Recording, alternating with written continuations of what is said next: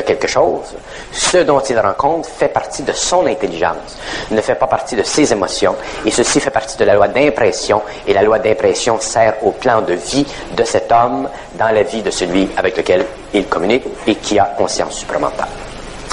Parce que la conscience supramentale au cours des siècles est une conscience, c'est-à-dire une sorte d'intelligence ou un niveau d'intelligence ou une qualité d'intelligence totalement neuve et automatiquement qui sera, dans les siècles qui viendront, la conscience du pouvoir. Alors la conscience supramentale sur la Terre sera la conscience du pouvoir et il y aura autant de différences entre la conscience du pouvoir de ces hommes dans différentes nations qui auront subi les changements vibratoires dans leur système nerveux que l'on peut retrouver aujourd'hui dans les différentes nations entre les gens qui contrôlent et ceux qui sont gouvernés. Alors, la conscience du pouvoir fera partie de l'intelligence supramentale dans les siècles qui viennent et le développement de cette conscience supramentale ne s'arrête plus. Ce qui a créé l'évolution, c'est que dans le processus de développement de la conscience humaine, soit au niveau du corps vital, du corps astral ou du corps mental inférieur, il y avait une fin. Il y avait une limite. Il y a une limite dans le développement de l'intellect. Il y a une limite dans le développement du corps astral. Il y a une limite. C'est-à-dire qu'à un certain moment, le corps astral atteint son plafond, l'intellect atteint son plafond. Même si un homme lit tous les livres du monde, à un certain niveau, il y aura une limite. Parce que la compréhension ne peut pas aller au-delà de ce qu'il peut absorber au niveau des mots. La sienne. Mais lorsque l'homme rentre dans la conscience supramentale, il commence à entrer dans une conscience qui est infinie. De sorte que la conscience supramentale, la descente de l'intelligence cosmique sur la Terre, le contact entre l'homme et l'invisible, le contact entre l'homme et les gouvernements invisibles, le contact entre l'homme planétaire et l'homme cosmique, le contact entre l'homme personnalisé et l'homme prépersonnel, tout cet aspect interne et externe de l'homme qui va se développer au cours des siècles qui viennent, ça n'a plus de fin. Automatiquement viendra un temps dans le monde de l'homme, sur le globe terrestre, où la conscience supramentale sera la conscience du pouvoir.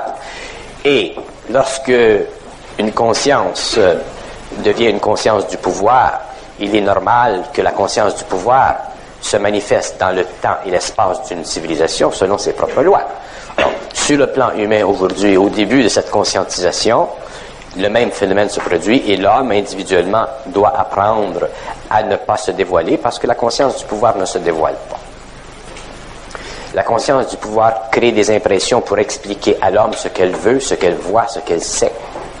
Mais ceci fait toujours partie de la relation entre l'homme, lui-même l'individu qui parle, et la conscience de l'intelligence, ou l'intelligence de sa conscience. Alors l'homme qui se conscientisera au cours des années et des générations devra apprendre à ne pas se dévoiler. Mais ce que je dis aujourd'hui, c'est l'explication d'un principe. Demain, ça deviendra pour l'homme une faculté de plus en plus précise, une faculté qui se perfectionnera de plus en plus et qui fera partie de l'ajustement de son corps mental avec son corps émotionnel. Beaucoup de gens ont une tendance naturelle à se dévoiler parce qu'ils sont insécures. Et c'est l'insécurité émotive, c'est l'insécurité psychologique, c'est l'insécurité sociale, c'est l'insécurité de l'ego vis-à-vis de la société qui fait qu'il a tendance à se dévoiler. Parce que pour ne pas pouvoir se dévoiler, pour ne pas se dévoiler, il faut être suffisamment près de sa propre intelligence pour réaliser qu'on n'a pas besoin de se dévoiler. Et ça prend un certain temps pour réaliser qu'on n'a pas besoin de se dévoiler. Parce que l'homme a été habitué, a été enseigné, a été éduqué à socialiser de son esprit. La démocratie en est la preuve éventuelle et le socialisme en est la preuve éventuelle et le communisme en est aussi une autre preuve. L'homme a été éduqué à socialiser de son esprit. Et c'est ce qui a amené l'homme à développer les théories de l'humanitarianisme, les théories idéalistes de la philosophie progressive de la fin du millénaire, 18e, 19e, 20e siècle. Mais Ceci fait partie de l'inconscience de la société humaine, fait partie des valeurs judéo-chrétiennes qui sont positives. Mais l'homme qui entrera dans la conscience supramentale mettra complètement ces valeurs de côté, parce que l'homme qui est dans la conscience supramentale entre éventuellement dans ce que j'appelle la valeur de son génie. Et la valeur du génie de l'homme, c'est la valeur qu'il est capable de rapporter de l'éther lorsqu'il revient dans son corps matériel. Il est évident qu'un homme qui a la capacité d'aller dans l'éther, de changer de plan, d'aller dans un monde parallèle, et qui voit, et qui revient dans la matière, n'est pas intéressé à manifester à l'homme son jeu. C'est-à-dire qu'il n'est pas intéressé à dévoiler à l'homme son jeu. C'est-à-dire qu'il n'est pas intéressé à faire connaître à l'homme ce qu'il sait, parce qu'il sait que l'homme ne peut pas le comprendre, parce que pour qu'il le comprenne, il faut que l'homme soit arrivé à un point, à un stage, où il peut aller dans l'éthérique, c'est-à-dire vivre, bénéficier du changement total de son système nerveux. Alors, l'homme qui sera conscient demain, l'homme qui pourra aller dans l'éthérique, ne pourra pas se dévoiler aux autres hommes. Les ésotéristes, ceux qui font partie dans le passé sur le plan social, des sociétés secrètes, les francs-maçons, les Rose-Croix, les grands maîtres des anciennes écoles qu'on a connus dans le passé, ces hommes étaient très secrets. Ils disaient à l'homme ce qu'il voulait. Ils faisaient connaître à l'homme ce qu'il voulait. Ils ne faisaient pas connaître à l'homme tout ce que l'homme veut savoir. Et il y a un phénomène qui se produit dans le monde. Ce n'est pas un phénomène qui est tellement près de vous parce que vous n'êtes pas tellement dans le public, mais il y a un phénomène qui existe dans le monde aujourd'hui qui est très important pour l'équilibre des forces dans le monde. C'est le journalisme.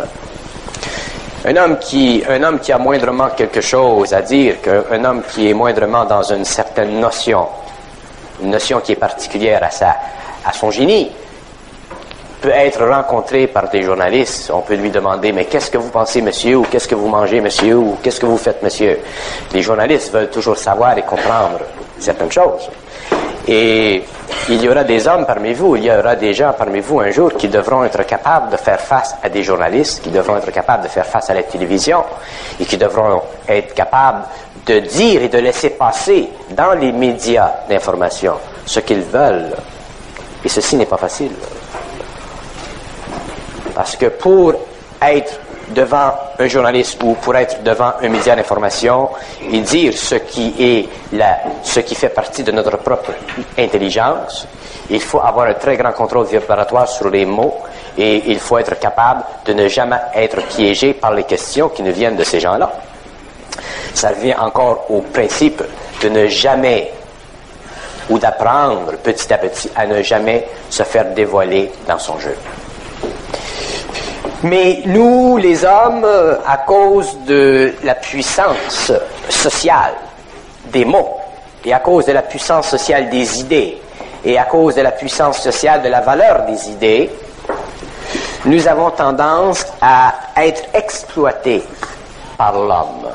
Nous avons tendance à être exploités. Très rares sont les hommes qui sont capables de ne pas être exploités, par exemple. Je prends le journalisme, c'est un exemple. Très rares sont les gens qui ne craquent pas devant la télévision.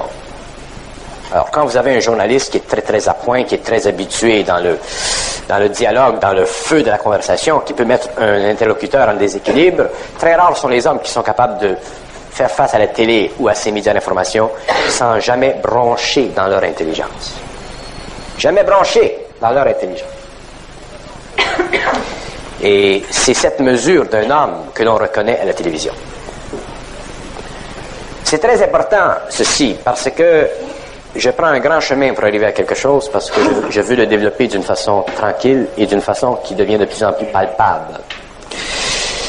C'est très important pour l'homme de ne pas, ou d'apprendre à ne pas se dévoiler. Et quand je dis ceci, je le parle en tant que principe, je ne le parle pas en tant qu'attitude. Vous ne pouvez pas commencer à ne pas vous dévoiler. C'est vibratoire, ne pas se dévoiler. Et la raison pour laquelle c'est important, c'est parce qu'un jour viendra où les hommes, de quelque nation qu'ils soient, seront en contact avec d'autres hommes, d'autres intelligences, des intelligences qui sont dans le pouvoir de la conscience, des intelligences qui sont dans le savoir, dans le secret des choses. Et beaucoup de ces hommes seront communiqués par ces intelligences des choses, que ce soit dans le domaine de la science, ou que ce soit dans le domaine de la vie, ou que ce soit dans quelque domaine que ce soit. Et ces hommes seront obligés, dans ce temps-là, de pouvoir garder bouche muette sur ce qu'ils auront entendu. Parce que, s'ils n'apprennent pas, ils ne sont pas capables, dans ce temps-là, de ne pas être pressés émotivement par la nécessité de manifester extérieurement ce qu'ils savent pour des raisons d'insécurité émotive, ce sont eux qui souffriront de ce qu'ils savent. Ce ne seront pas ceux qui leur communiqueront certaines choses. Ce seront eux qui souffriront de ce qu'ils savent et qui seront alourdis par le secret, ainsi de suite, et qui automatiquement seront piégés par le fait qu'ils n'ont pas suffisamment de résistance émotive pour contrôler ces choses qui leur seront dites et qui seront sur leur conscience mentale et émotionnelle un grand poids.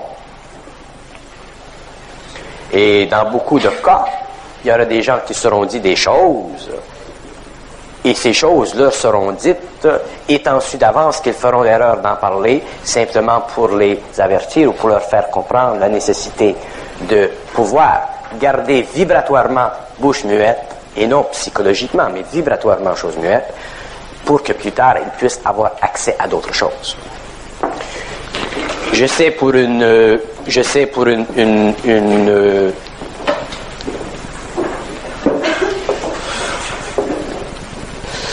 des raisons très définitives que l'homme moderne, l'homme d'aujourd'hui, l'homme qui se conscientise, n'a aucune idée de ce qui l'attend demain vis-à-vis le cosmique, ce que vous, les hommes, appelez le cosmique. Le cosmique, ce n'est pas ce que vous pensez. C'est un mot que vous avez développé au cours de l'histoire, mais ce n'est pas un mot que vous comprenez et ce n'est pas une condition psychologique que vous pouvez réaliser, que vous pouvez vivre tant que vous n'êtes pas dans cette conscience. Et c'est pourquoi les hommes qui viennent, les hommes du 21e siècle, qui auront accès à ce que j'appelle la nouvelle science, seront obligés de savoir ne pas se développer devant les hommes. Ce sera vital pour eux de savoir, de pouvoir ne pas se développer devant les hommes.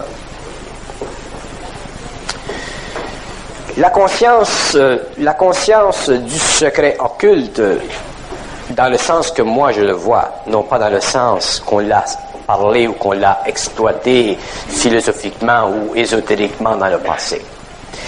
Mais la conscience du secret occulte, c'est la conscience du voile que l'homme un jour sera obligé de mettre au-dessus des formes, des mots, de ses paroles, pour cacher la véritable nature des choses.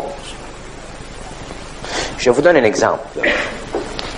Si nous partons du fait qu'au 21e siècle ou à la fin du cycle, la science humaine sera transmutée, c'est-à-dire que tous les concepts en science d'aujourd'hui seront brûlés, que tous les aspects de la science cartésienne que nous connaissons aujourd'hui, qui font partie de notre monde et qui ont donné à notre civilisation un certain bien-être, que tous ces aspects seront amenés à un autre niveau et que des hommes dans le monde, des savants, des scientifiques, ainsi de suite, seront donnés de connaître certaines choses par voie télépathique et par voie médiumnique et par voie éthérique. Et ces hommes auront un fardeau, auront une responsabilité vis-à-vis ce qui leur aura été donné.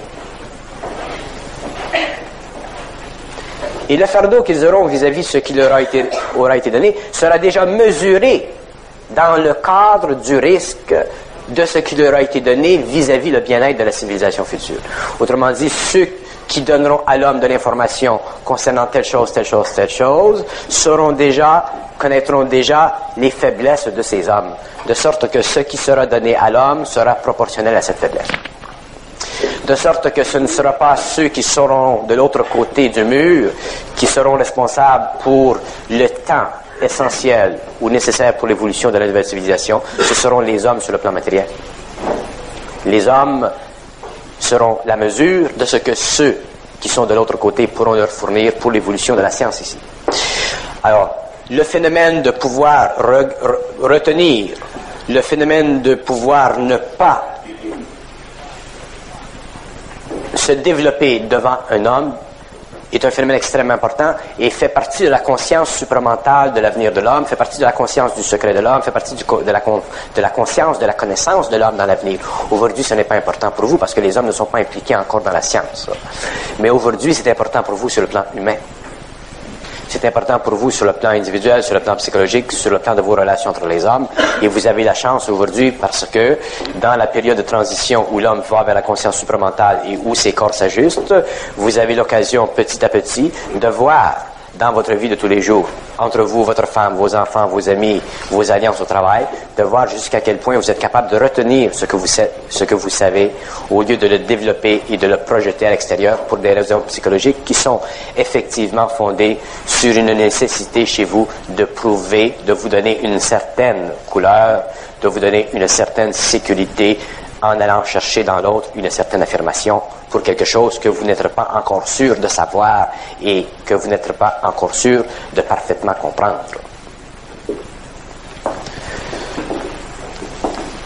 Les hommes de la 6e race, les hommes conscients, l'homme de demain, est voué à l'extinction totale de son rapport psychologique entre lui et l'homme moderne. Et ceci est un très lourd fardeau parce que c'est un fardeau dans un sens, c'est un fardeau lorsqu'on commence à en prendre conscience de cet état. Mais avec le temps, ce n'est plus un fardeau, ça devient une nécessité, ça devient une condition naturelle et ça devient un bien-être parce que les hommes de la 5e race sont sur une longueur d'onde qui est différente de l'homme de la 6e. Mais pendant la période entre les deux, c'est un fardeau pour l'homme de ne pas pouvoir vivre sa conscience psychologique ou sa conscience vibratoire dans un climat de confiance relative avec l'homme. Et quand je dis dans un climat de confiance relative, je dis dans un climat de conscience qui permet à celui qui parle d'être bien entendu par celui qui écoute. À l'intérieur de vous, parmi vous-même, quand vous vous rencontrez, vous avez jusqu'à un certain point cette conscience ou cette confiance de conscience parce que vous êtes de plus en plus sur une longueur d'onde qui est universelle. Mais aussitôt que vous entrez dans le monde, cette longueur d'onde change et à un certain moment, vous ne pouvez plus vous permettre de vous dévoiler. Et même parmi vous-même, vous n'êtes pas capable de parfaitement vous dévoiler parce que vous n'avez pas encore parfaitement la conscience de votre intelligence. Vous entrez lentement dans votre intelligence, mais vous n'avez pas parfaitement la conscience de votre intelligence. Mais lorsque vous aurez pris conscience de votre intelligence, et ceci est un point important, la conscience de notre intelligence n'a rien à faire avec la conscience. La conscience, ce que j'appelle la conscience, c'est un état d'esprit qui permet à l'homme de s'éveiller à l'intelligence. L'intelligence est une autre paire de manches. L'intelligence n'a rien à faire avec la conscience. La conscience est un état qui permet à l'homme de s'éveiller à l'intelligence. Et lorsque l'homme est dans l'intelligence, à ce moment-là, il est automatiquement un être supérieur, un être qui vit selon des lois vibratoires qui sont totalement différentes de l'homme de la 5e race. Et c'est à partir de ce moment-là que l'homme qui est dans l'intelligence ou qui est dans la conscience de son intelligence, qui a pris conscience de son intelligence, qui a pris contact avec son intelligence, c'est à partir de ce moment-là qu'il est obligé de ne plus se dévoiler. Tant que l'homme se conscientise, il peut se dévoiler parce qu'il est encore à faire ses armes. Il est encore au stage où il profite de lui-même dans le passé et profite de ce qui vient vers lui maintenant. Mais lorsque l'homme est dans la conscience de son intelligence et qu'il est sorti de la conscience purement d'éveil vers cette intelligence, il ne peut plus jouer des deux mains. Il ne peut jouer que d'une main. Il ne peut plus se servir de ce qu'il était dans le passé. Il ne peut se servir que ce qu'il est maintenant. Et ce qu'il est maintenant ne se comprend plus lorsque c'est projeté intégralement vis-à-vis l'homme de la 5e race. Alors, il est obligé automatiquement de cacher son jeu, c'est-à-dire de dire ce qui convient que l'autre entende. Et c'est dire à quelqu'un ce qu'il doit entendre, non pas ce que vous pouvez lui dire, mais ce qu'il doit entendre, fait partie de l'intelligence sur la Terre. Et quand je dis que ça fait partie de l'intelligence sur la Terre, je dis que ça fait partie de l'intelligence sur la Terre. Je ne peux pas vous l'expliquer plus loin que ça, parce que si je l'expliquais plus loin que ça, je serais obligé d'aller dans une autre dimension du caractère du pouvoir de l'intelligence sur la Terre, et ceci n'est pas nécessaire parce que l'homme n'est pas encore dans cet état d'esprit. Mais je peux dire que lorsque l'homme entre dans l'intelligence et qu'il sort de la conscience, il est voué au succès total de ses mots. Et un homme, tant que l'homme n'est pas voué au succès total de ses mots, il n'est pas dans l'intelligence. Un homme ne peut pas être dans l'intelligence et ne pas être voué au succès qui vient de la parole. Il y a un succès attaché à la parole. Un succès dans ce sens qu'il y a quelque chose qui se produit, qui fait quelque chose, qui fait bouger quelque chose. Il y a un travail créatif, il y a quelque chose de créatif, de rémunérateur pour l'homme. Mais tant que l'homme n'est pas dans cette intelligence, qu'il est dans sa conscience, à ce moment-là, il faut qu'il réalise petit à petit que ce qu'il sait n'est qu'un fragment de ce que demain il pourra dire. Alors, tant qu'on est inconscient, tant qu'on est dans la conscience, tant qu'on est dans la conscience d'éveil, tant qu'on n'est pas dans l'intelligence, ce que l'on sait, ce que l'on dit, n'est qu'une fragmentation de ce que demain l'on pourra dire. Et lorsque demain l'on pourra dire ce que l'on sait, à ce moment-là, l'homme sera obligé, de par la nature de sa vibration, de voiler complètement son jeu. C'est pourquoi un homme qui est dans l'intelligence ne peut jamais expliquer à l'homme ce qu'il sait. Il peut simplement donner à l'homme de l'information pour créer dans l'esprit de l'homme une impression permettant à l'homme de s'accrocher à quelque chose que demain il comprendra d'une façon plus précise, plus pertinente et plus près de lui-même. Sinon, il y aurait une perte d'énergie énorme. Et nous ne sommes pas habitués à cette nature, à cette qualité de rapport entre les hommes, parce que dans le passé, nous n'avions rien à dire. Alors, dans le passé de l'homme, lorsque l'homme est inconscient, il n'a rien à dire, il passe sa vie à jaser. Et comme il n'a rien à dire, plus il en dit, mieux c'est pour lui sur le plan psychologique de son ego. Et quand l'homme entre dans son intelligence, il a tellement de choses à dire que là, c'est le mouvement contraire qui doit se produire. Il doit apprendre à fermer sa gueule. Alors, la situation est totalement différente.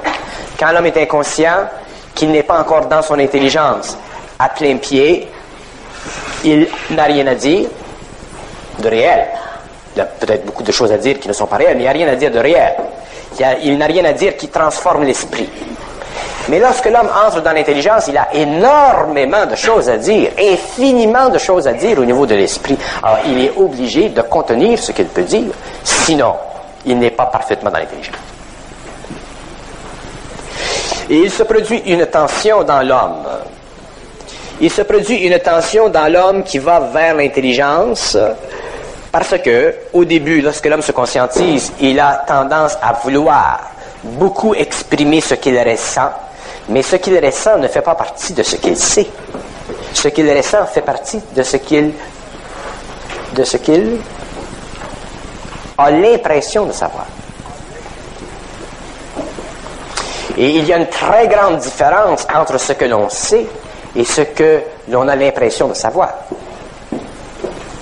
Et c'est pourquoi beaucoup de gens qui entrent dans la conscience supramentale semblent parler avec savoir, semblent dire des choses qui conviennent à l'intelligence, mais demeurent du matériel qui fait partie de l'impression qu'ils ont de savoir. Et ceci devient extrêmement délicat avec le temps. Un homme qui a l'impression de savoir peut avoir très bien l'impression de savoir. Et effectivement, il a l'impression de savoir. Et c'est justement l'impression de savoir qu'il a qui fait en sorte que ce qu'il dit est une impression de savoir. De sorte que vous pouvez dire quelque chose à une personne aujourd'hui et la personne, selon votre taux vibratoire, va recevoir l'impression de votre savoir. Et demain devra se réaviser, et vous aussi. Le savoir, c'est une chose qui ne doit jamais être altérée. L'homme qui est dans le savoir, qui est dans l'intelligence, ne peut pas reviser sa position après 2 ans, 3 ans, 10 ans ou 15 ans. Si étant et autant que l'homme sera obligé de reviser sa position dans son savoir, il sera à l'intérieur de l'impression de savoir, et s'il parle à l'homme, il doit savoir que ce qu'il dit à l'homme est une manifestation de son impression de savoir, et l'homme reçoit une impression de son savoir. Mais lorsque l'homme est dans le savoir, il n'a pas l'impression de savoir. Et comme il n'a pas l'impression de savoir, il ne crée pas l'impression à l'homme de son savoir. Il impose à l'homme son savoir. Ah, il y a une différence. Un homme qui est dans le savoir impose à l'homme son savoir. Il ne crée pas une impression de son savoir. Et comme il impose à l'homme son savoir, à ce moment-là, il transmute son esprit et aide l'évolution de l'homme. Et ceci est une grande réflexion sur la différence entre l'impression de savoir que l'on peut avoir lorsqu'on est intelligent et la réalisation de savoir que l'on sait lorsque l'on est dans l'intelligence.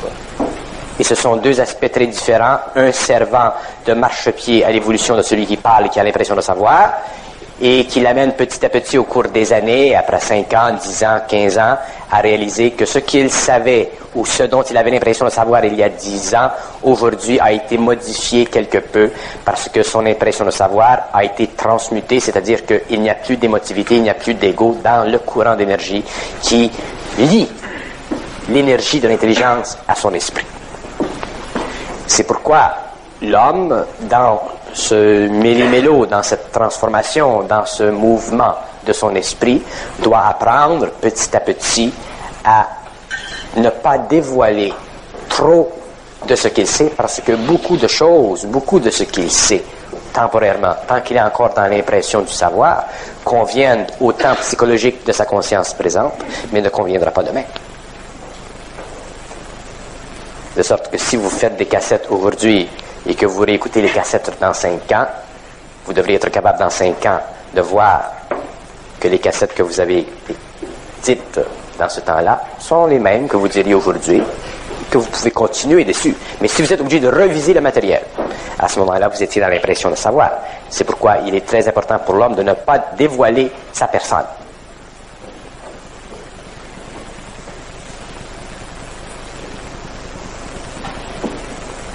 Parce que lorsque l'on se dévoile soi-même, on donne à l'autre une impression de ce que l'on est. Et c'est une impression qui n'est pas totale. Et lorsque l'homme est total, lorsque l'homme n'est plus affecté par cette dimension humaine, à ce moment-là, il peut donner à l'autre, dévoiler à l'autre ce qu'il veut. Il crée un dévoilement, il ne manifeste pas simplement un dévoilement à cause de ses émotions. Il crée un dévoilement. Et il peut créer le dévoilement qu'il veut parce qu'il a le pouvoir d'être ce qu'il dévoile. Ça fait partie de sa conscience. Trop de gens ont la mauvaise habitude de rechercher dans l'autre les autres que l'autre les aime, que l'autre les respecte, que l'autre les voit d'un bon œil, et ainsi de suite. Et ceci fait partie de la conscience inférieure de l'homme, ça fait partie de l'insécurité psychologique de l'homme. Et un jour, l'homme doit être suffisamment dans son intelligence pour ne pas avoir besoin de ceci pour bien vivre dans son état d'esprit. Son état d'esprit doit être le produit instantanément d'une intelligence qui s'impose, qui se superimpose sur son esprit et qui crée la personnalité dont lui a de besoin pour bien vivre. Alors, il ne faut pas que cette conscience, qui est une habitude chez l'homme, continue trop longtemps pendant la période de transition, parce qu'à un certain moment, l'homme perdra énormément d'énergie. Et l'homme doit conserver son énergie parce que l'énergie de l'homme est une valeur psychique qui fait partie de son psychisme éventuel. Et si l'homme perd trop d'énergie, automatiquement, il retarde l'évolution de son psychisme. Et le psychisme de l'homme, c'est beaucoup plus réel, c'est beaucoup plus présent, c'est beaucoup plus près de l'homme que sa psychologie.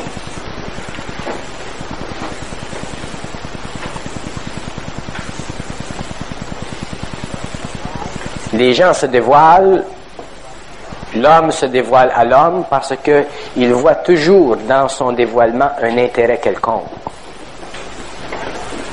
Et l'homme qui se dévoile perd son intérêt. Il n'en crée pas un.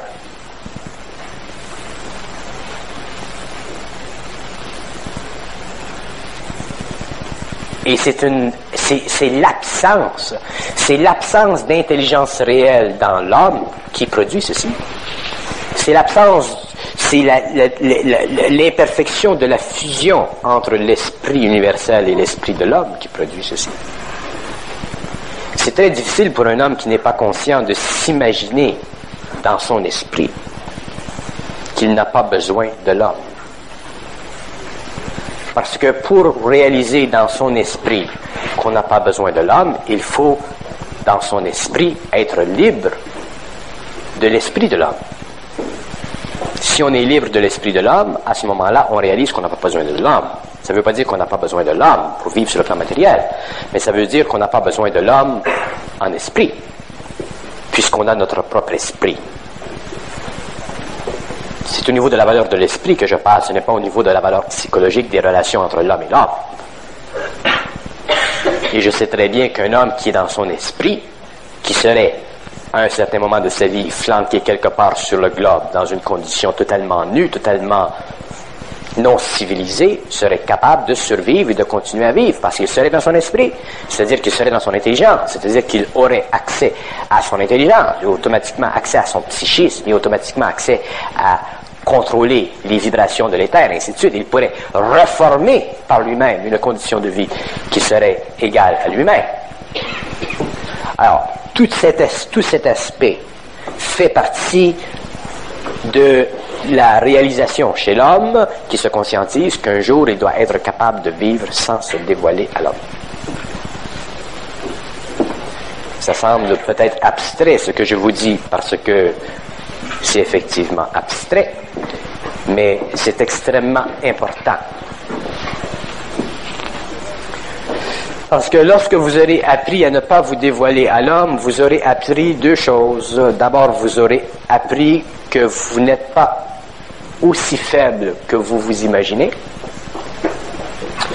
Et deuxièmement, que vous êtes plus fort que vous pensez.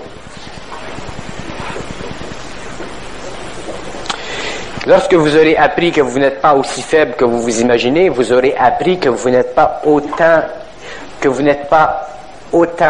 en dehors de votre intelligence que vous pensez. Et lorsque vous aurez réalisé que vous êtes plus fort que vous pensez, vous aurez réalisé qu'il y a en vous une intelligence créative qui peut très facilement subordonner vos émotions à votre intelligence.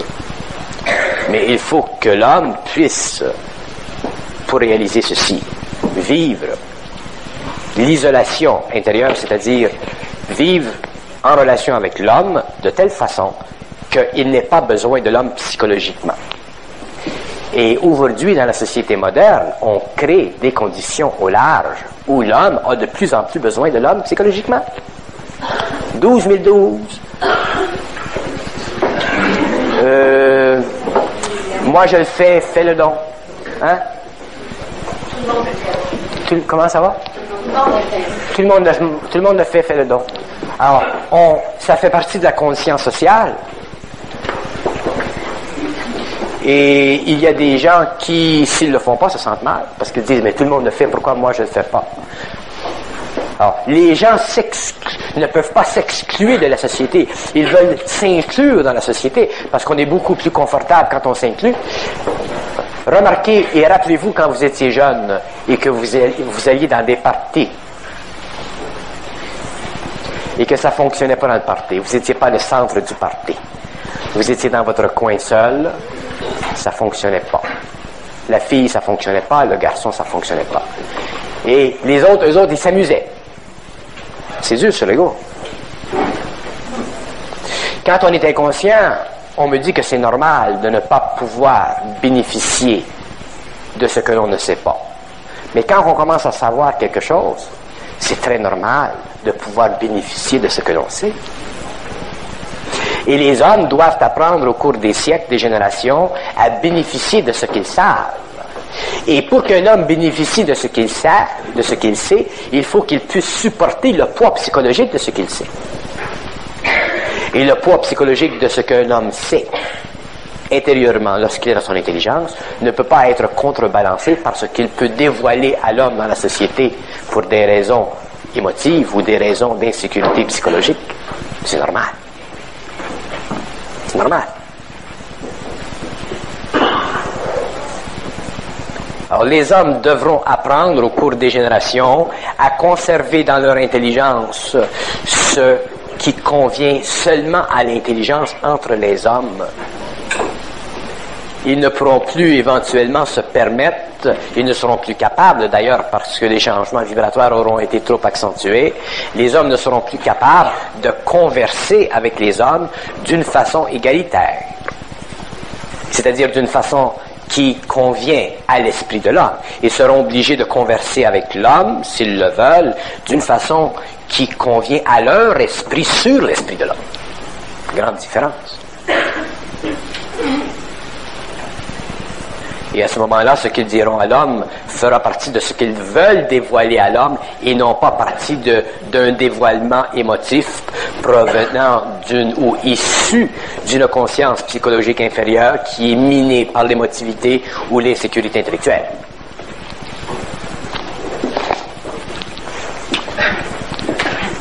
Même si ce matériel peut sembler banal à certains, je vous assure que ce matériel, demain, fera partie d'un centre de gravité dans votre intelligence qui deviendra le point central de toute votre activité psychique.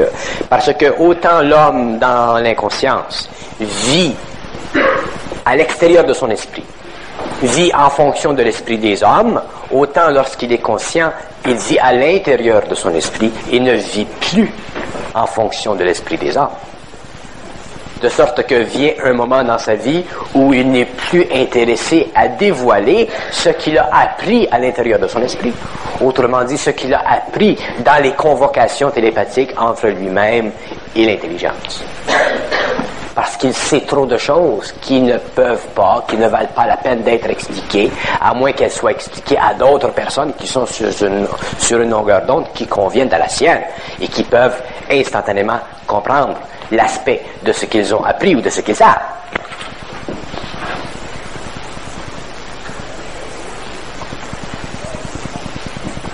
L'homme n'est pas sur le plan matériel pour convenir avec l'homme. L'homme a convenu avec l'homme pendant des siècles pour que s'établisse sur le globe une civilisation matérielle. Mais l'homme n'est pas un être qui doit éventuellement convenir avec l'homme. L'homme est un être qui doit éventuellement créer. Alors, qu'il crée sur le plan matériel avec le pouvoir de la parole, c'est une dimension. Demain, il créera sur un autre plan, en fonction d'autres pouvoirs psychiques qui font partie de sa conscience, et c'est une continuité. Mais il faut que l'homme apprenne petit à petit à condenser ce qu'il est, à le condenser et à vivre avec ce qu'il est, sans être obligé toujours de l'expliquer à l'homme, pour avoir une confirmation, pour avoir un rebondissement permettant à son ego de juger de la véracité, de la correctitude, de la notion, et ainsi de suite.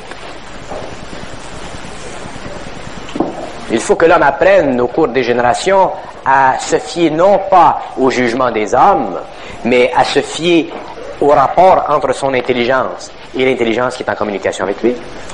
Parce que l'homme demain découvrira qu'est-ce que c'est cette intelligence, qu'est-ce que c'est cet ajusteur de pensée. Et lorsque l'homme découvrira qu'est-ce que c'est un ajusteur de pensée, qu'est-ce qu'on veut dire par qu'est-ce que c'est ce phénomène de l'ajusteur de pensée, il sera surpris de réaliser que cet ajusteur de pensée, que l'ajusteur de pensée est une portion de lui-même et non simplement une portion qui est à l'extérieur de lui-même. Mais c'est effectivement une portion de lui-même. Alors si c'est une portion de lui-même, avec qui doit-il le plus converser? Avec qui doit-il le plus être en relation d'esprit? C'est avec cette partie de lui-même. Mais cette partie de lui-même est tellement perfectionnée que s'il commence à se dévoiler à l'homme, il ne pourra pas y avoir d'équilibre entre cette partie de lui-même qui sait ce que lui doit savoir et ce qu'il rapporte à l'homme pour des raisons d'émotivité psychologique.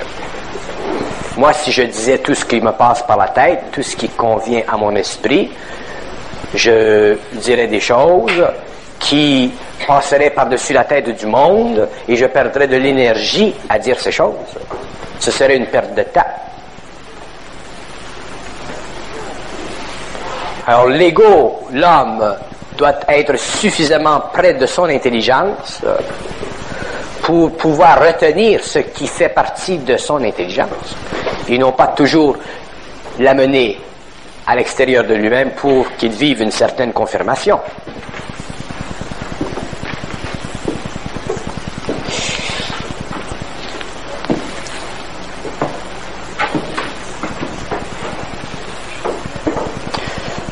L'idée qu'on peut se faire de l'homme, l'idée qu'on peut se faire des autres quand on leur parle, c'est une idée qui n'est aucunement réelle. Alors l'idée que les autres se font de vous, c'est la même chose. Aucune personne ne peut se faire une idée de vous, et vous ne pouvez jamais vous faire une idée d'une autre personne. De sorte que si une personne vous projette quelque chose, se dévoile à vous, ce qu'elle dévoile vers vous va simplement devenir une structure psychologique, un alibi psychologique que vous vous servirez pour l'atteindre, cette personne-là. Et vous pourrez peut-être l'atteindre à cause de son émotivité qui a été le facteur qui lui a permis de se dévoiler. Mais vous n'atteindrez jamais son être réel. Alors, ce que vous atteindrez dans cette personne, c'est la faiblesse. Une personne qui exploite une autre personne parce qu'elle est faible, parce qu'elle se dévoile à lui, il va pouvoir se servir de cette personne, il va pouvoir l'enticher, cette personne, mais il ne découvrira jamais le réel de cette personne. Alors, ni celui qui se dévoile, ni celui à qui on dévoile, ne peut bénéficier du dévoilement de la personne. Un être humain doit être totalement opaque. Totalement opaque.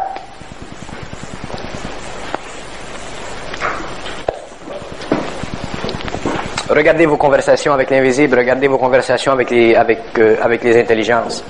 Qu'est-ce qui se produit quand vous voulez leur demander des secrets ou des questions, ou vous voulez entrer dans le secret des choses, qui convient beaucoup plus à une sorte de projection anthropomorphique de votre conscience que de leur réalité. Ils vous disent, c'est pas important. Demain, c'est la même chose avec l'homme. C'est exactement la même chose avec l'homme. C'est exactement la même chose entre deux hommes.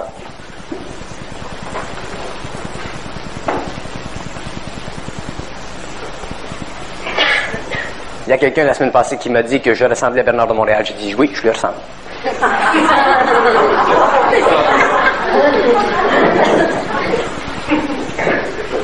Alors je m'empêche de perdre de l'énergie. Pourquoi je perdrais de l'énergie? Pour me dévoiler. Je ressemble. C'est vrai.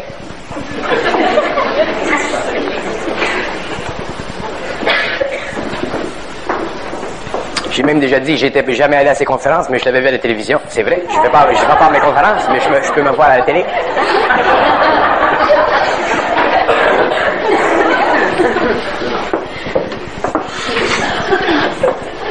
Et c'est sorti vite quand j'ai dit ça. J'ai dit, je l'ai jamais vu dans les conférences, mais je l'ai vu à la télévision.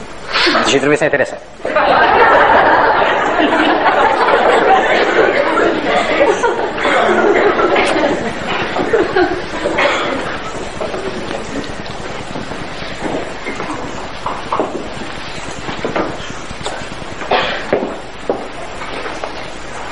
Et le mécanisme dans le phénomène de se dévoiler provient du manque d'importance que nous nous donnons. Et je veux attaquer cet aspect. Un homme qui est dans l'intelligence doit être capable de réaliser l'importance de son intelligence, non pas de lui-même, mais de son intelligence. Et quand je dis l'importance de son intelligence, je veux dire le réel de son intelligence. Quand je dis le réel de l'intelligence, je dis l'importance de l'intelligence de ce qu'elle est manifestée. Un homme qui est dans l'intelligence réalise l'importance, c'est-à-dire l'importance qu'il donne à sa réalité intelligente. Alors, si un homme peut donner de l'importance à sa réalité intelligente, il ne peut pas perdre de l'importance en se dévoilant à d'autres lorsqu'il sait qu'ils ne pourront pas comprendre sa réalité intelligente parce qu'ils ne sont pas sur la longueur d'onde pour comprendre. Vous comprenez ce que je veux dire? C'est subtil, mais c'est...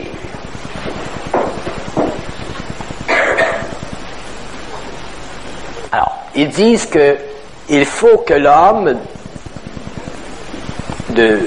nouveau en arrive à réaliser l'importance de son intelligence. Et lorsqu'il aura réalisé l'importance de son intelligence, il comprendra l'importance de sa relation entre lui et son intelligence.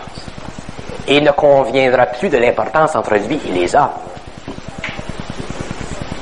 C'est sa relation entre lui et son intelligence qui prendra de l'importance, et automatiquement, parce que cette relation prendra de l'importance, il aura conscience de ne pas perdre son temps à se dévoiler, ou à dévoiler ce rapport avec lui-même, ou le haut lui-même, ou l'autre aspect de lui-même. Mais lorsque l'homme n'est pas conscient de son intelligence, lorsque l'homme n'a pas réalisé l'importance de son intelligence, lorsque l'homme n'a pas réalisé le réel de son intelligence, il ne fonctionne que par la valeur sociologique, sociale, relative de la psychologie de son intelligence. Et automatiquement, il va chercher à dévoiler son intelligence pour faire connaître à l'autre son intelligence, le niveau de son intelligence, pour que lui puisse, par rebondissement, avoir une mesure quelconque dans la vue de l'autre de ce qu'il est. C'est comme ça que fonctionnent les intellectuels. Ils parlent. Pourquoi ils parlent? Pourquoi ils discutent? Pourquoi ils font de la philosophie? Pour toujours mesurer le niveau de leur intelligence. Ils cessent simplement de parler lorsqu'ils rencontrent une autre intelligence qui les met dans le coin. Et là, à ce moment-là, ils vont lire plus de livres pour pouvoir encore parler plus. Et dans le domaine culturel, on dit souvent, il faut être à jour. On se met à jour. On se recycle. Il y a une course au théâtre à New York, sur Broadway. Les gens qui ont moindrement, parce que ça coûte très cher aller au théâtre là-bas, les gens qui sont moindrement huppés, qui ont moindrement le fric, ils vont à Broadway, toutes les semaines. Hein? Il y en a qui font ça 5 jours par semaine. Ils travaillent le jour, le soir, ils sont au courant de tout ce qui se passe sur Broadway. Alors, quand ils sont ensemble, dans une situation de convivialité, ils discutent le théâtre. Ça leur donne un plateau pour se faire valoir au niveau de leur intelligence, de leur savoir social, culturel. Et s'ils ont malheur de manquer une pièce, ils sont foutus.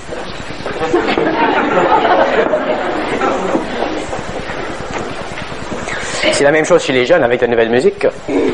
Les jeunes se tiennent au courant de tout ce qui se passe dans le monde de cette musique. Si vous avez le malheur de dire « T'as pas écouté ça? » le type va se l'acheter le lendemain. Et ça fait partie du même mécanisme du dévoilement. Mais ce sont l'inverse. Ce sont les autres qui nous dévoilent à nous autres qu'on n'est pas atteints dans le mouvement social des choses. Alors l'homme qui se dévoile perd de l'énergie, et l'homme qui se dévoile souffre du fait qu'il n'est pas centrique. Autrement dit, il souffre de ne pas être à point dans le monde de l'intelligence, dans le monde des valeurs intellectuelles. Ça va des deux côtés. C'est pour ça que les égos sont malheureux.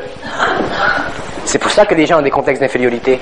Le complexe d'infériorité est directement lié au fait qu'on est obligé de se dévoiler. Un homme qui serait capable de ne pas se dévoiler serait automatiquement dans son intelligence et ne pourrait jamais avoir de complexe d'infériorité. Parce qu'il n'aurait pas besoin de se dévoiler pour se mesurer. Les gens se dévoilent pour se mesurer. C'est pour se mesurer qu'on se dévoile. Et si on ne se dévoile pas, c'est parce qu'il y a des mécanismes en nous qui nous empêchent de nous dévoiler. La gêne, toutes sortes de mécanismes. Et à ce moment-là, on souffre, mais intérieurement, au lieu de souffrir psychologiquement à l'extérieur, on souffre intérieurement. C'est interne. Il y a des gens qui voudraient se dévoiler. Ils aimeraient parler, se dévoiler. Ils ne sont pas capables. Ils sont bloqués. C'est la même chose.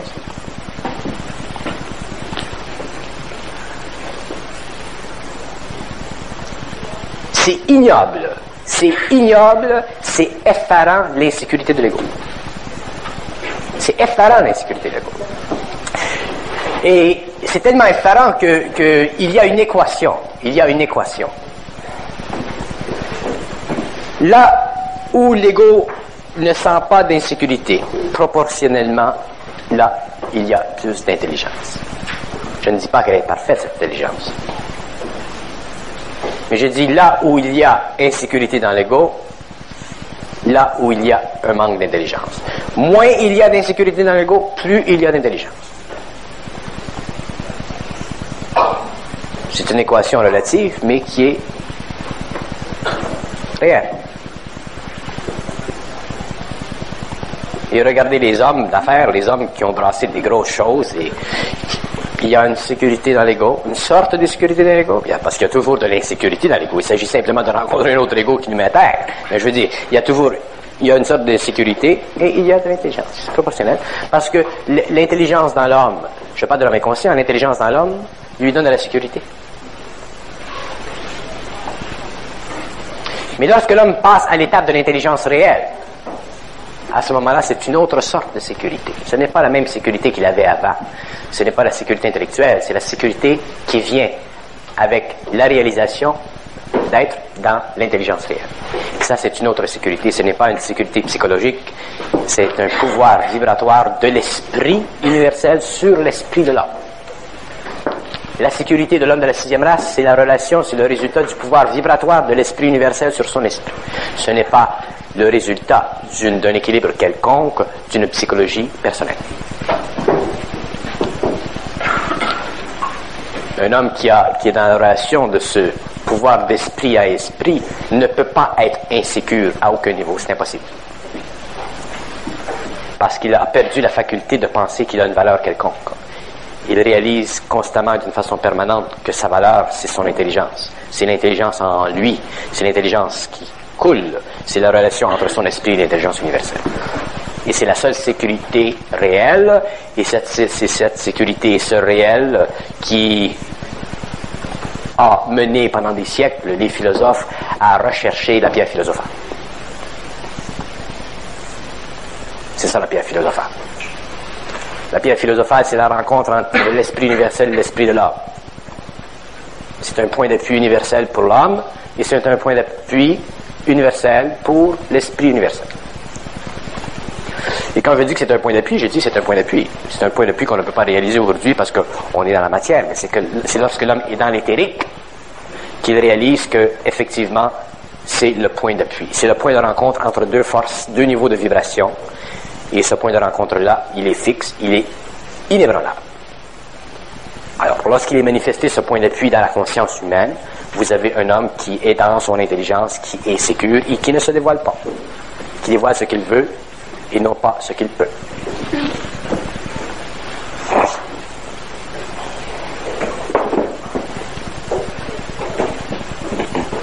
La psychologie de l'homme est beaucoup trop complexe pour l'homme, beaucoup trop compliquée pour l'homme pour qu'il puisse l'analyser. Elle est beaucoup trop compliquée pour l'homme pour qu'il puisse la comprendre d'une façon qui convienne à son intelligence. Il va la comprendre selon un moyen ou des moyens qui conviennent à sa psychologie. On appelle ça de l'analyse.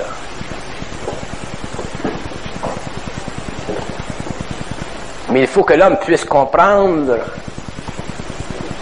son intelligence. Que l'homme puisse réaliser son intelligence, et lorsqu'il sera dans son intelligence, qu'il réalisera son intelligence, il n'aura plus besoin de psychologie. L'homme n'a pas besoin de psychologie. Il est psychologie. C'est-à-dire qu'il est manifestation de l'intelligence dans le monde de l'homme, et ceci devient de la psychologie. L'homme n'a pas besoin de psychologie. Et aussitôt que l'homme fait le faux pas, et tous les hommes le font, de se trouver une psychologie, de se rassurer dans une psychologie quelconque, il est forcé de se dévoiler à l'homme. L'homme n'a pas besoin de psychologie. Il en crée. Qu'est-ce que c'est de la psychologie? C'est la capacité de créer des impressions. C'est ça la psychologie. Plus vous êtes capable de créer des impressions, plus vous avez de la psychologie. Plus vous êtes assujetti aux impressions créées par les autres, moins vous avez de psychologie, plus vous êtes prisonnier de la psychologie sociale. Et ça, c'est la situation de tous les hommes. Plus les hommes sont affectés par les impressions mécaniques créées par la psychologie des autres sur eux, ils deviennent assujettis. Et c'est pourquoi les hommes ne sont pas capables de se découvrir eux-mêmes, que les hommes ne sont pas capables de se comprendre eux-mêmes.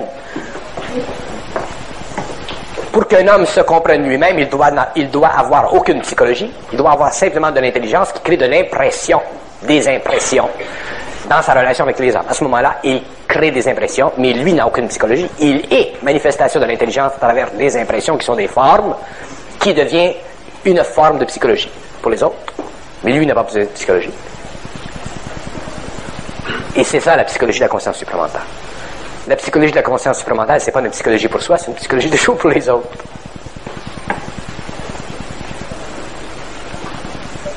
C'est probablement une des plus grandes définitions du renversement de la psychologie. La psychologie supplémentaire, c'est une psychologie pour les autres. Si jamais quelqu'un vous demande qu'est-ce que c'est la psychologie supplémentaire, vous dites c'est une psychologie pour les autres. Ils comprendront rien.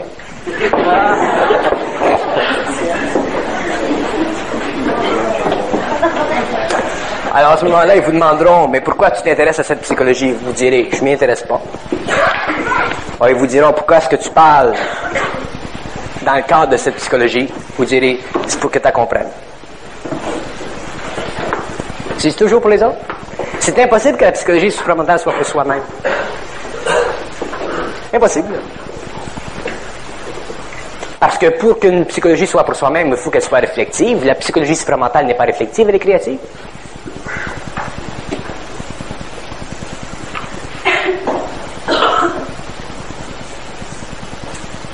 Qu'est-ce qu'un homme conscient a besoin de psychologie?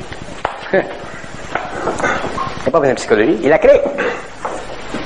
Autrement dit, il crée des impressions pour qu'il s'établisse entre lui et les hommes des relations dont il a besoin. Mais il n'a pas besoin, lui, de vivre des impressions que créent les hommes sur son esprit. Il n'est pas capable. Il n'est pas affecté.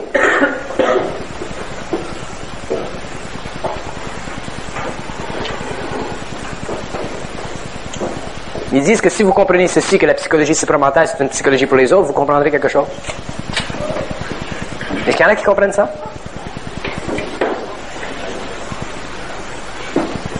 C'est une psychologie pour les autres, une psychologie supplémentaire. La psychologie subjective, c'est une psychologie pour soi-même, qui fait partie de soi-même, qui fait partie de notre manque d'intelligence. Autrement dit, qui fait partie de notre appartenance à une intelligence qui n'est pas réelle, c'est-à-dire le monde de la pensée. C'est ça qui crée la psychologie subjective. Et c'est de cette psychologie que dont tous les hommes souffrent. Tous les gens souffrent dans leur psychologie.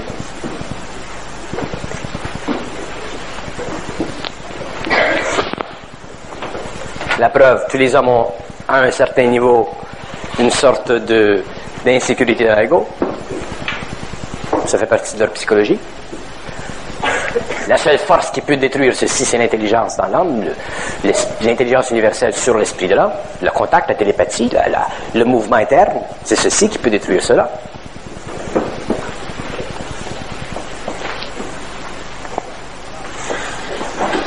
C'est pourquoi pour l'homme d'apprendre éventuellement à ne pas pouvoir, ne pas devoir se dévoiler à l'homme, c'est extrêmement important parce que c'est un des mécanismes qui va enlever à l'homme subjectivement la capacité de se créer une règle de mesure extérieure à lui-même pour avoir une mesure de lui-même.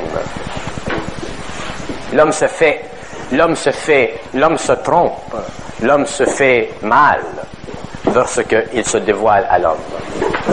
Parce que ce qu'il dévoile n'est pas réel. Ce n'est qu'une mesure de ce qu'il vit, de ce qu'il est aujourd'hui temporairement. Et ceci, ce n'est pas sa réalité. Ce n'est pas sa réalité.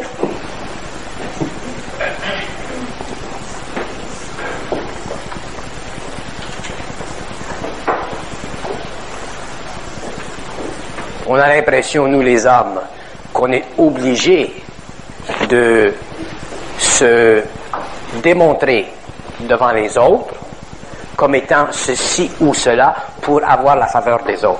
Mais cette illusion que nous avons provient du fait que nous ne sommes pas capables de supporter notre isolation intelligente. Nous ne sommes pas capables de vivre dans l'isolation de notre propre intelligence parce que nous ne sommes pas habitués à de l'intelligence. Nous sommes habitués à de l'intellect, mais nous ne sommes pas habitués à de l'intelligence. Nous ne sommes pas habitués à la condition de vie imposée par l'intelligence. Nous ne sommes pas habitués à la condition de vie que l'intelligence nous fait vivre. Nous ne sommes pas habitués.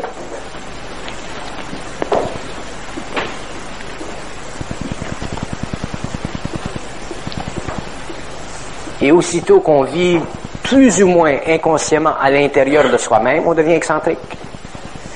Les gens qui sont excentriques sont des gens qui vivent plus ou moins à l'intérieur d'eux-mêmes, mais ils n'ont pas encore la conscience pure, alors automatiquement ils deviennent excentriques. Mais ils ont quand même la capacité de maintenir une sorte d'identité, une sorte de rapport entre eux et eux-mêmes sur un autre plan qu'ils ne comprennent pas, qu'ils ne savent pas, qui existe. Alors, ils sont des êtres qui souffrent une certaine sensibilité. Les excentriques sont tous des gens qui ont une certaine sensibilité. Ils souffrent de cette sensibilité. Mais l'homme ne doit pas souffrir de sa sensibilité. L'homme doit se servir de sa sensibilité. Il doit bénéficier de sa sensibilité. Ne jamais souffrir de sa sensibilité.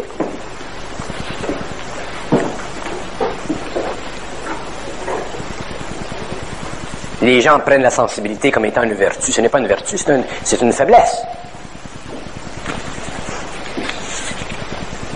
La sensibilité, ce n'est pas une vertu. C'est une faiblesse de l'homme. C'est l'astral qui est débalancé chez l'homme. C'est la conscience astrale qui est trop présente dans l'homme. C'est un manque d'intelligence.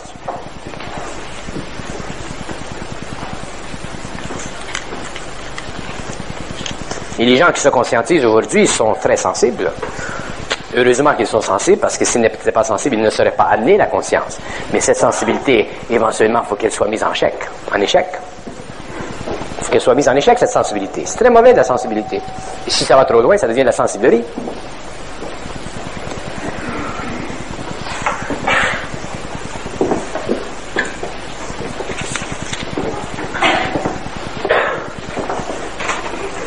On dirait que l'homme est un être qui doit être totalement recousu. Il doit être décousu et il doit être recousu. Recousu.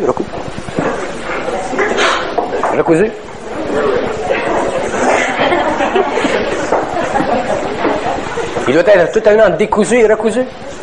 Et tant qu'il n'est pas totalement décousu, l'homme, il n'est jamais parfaitement orienté. L'homme, c'est comme... L'homme qui se conscientise doit être comme un radar. Alors, l'antenne, elle doit pointer dans cette direction, et tant qu'elle ne pointe pas dans cette direction, c'est qu'il y a des mécanismes qui l'empêchent de pointer dans cette direction. Un homme qui se conscientise pointe dans cette direction. Il ne peut pas ne pas pointer dans cette direction. Il est obligé d'aller... Alors, tout ce qui l'empêche doit être décousu pour qu'il pointe dans cette direction.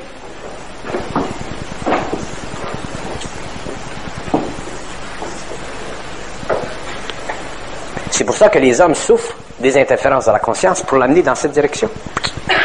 Quand l'homme sera dans cette direction, il n'y a plus d'interférence dans sa vie. Il est bien. Mais tant qu'il n'est pas dans cette direction, il sera décousu par la conscience, par l'intelligence.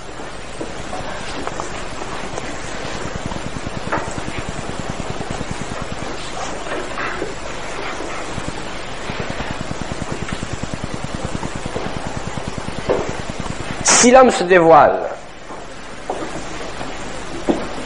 dans la vie, il fait deux choses. Il empêche que son intelligence prenne contrôle de son esprit, et ça c'est grave. Un homme qui se dévoile empêche que l'intelligence en lui prenne contrôle de son esprit, c'est-à-dire que son esprit devienne intelligent. Et deuxièmement, il empêche que son esprit prenne contrôle de son intelligence. Alors, il y a deux aspects. Parce que l'esprit de l'homme doit prendre contrôle de l'intelligence, de la même façon que l'intelligence prend contrôle de l'esprit de l'homme. Le premier mouvement, c'est la prise de contrôle de l'intelligence sur l'esprit de l'homme. Ce que vous vivez aujourd'hui, c'est ceci. Aujourd'hui, plus vous avancez dans l'état où vous êtes, dans l'état de transition, l'intelligence, la vibration, prend contrôle de votre intelligence. La preuve, c'est que vous perdez petit à petit de la mémoire. Mais un jour, votre esprit doit prendre contrôle de l'intelligence. Il y a deux mouvements dans la fusion de l'homme. Le mouvement de haut en bas et le mouvement de bas en haut.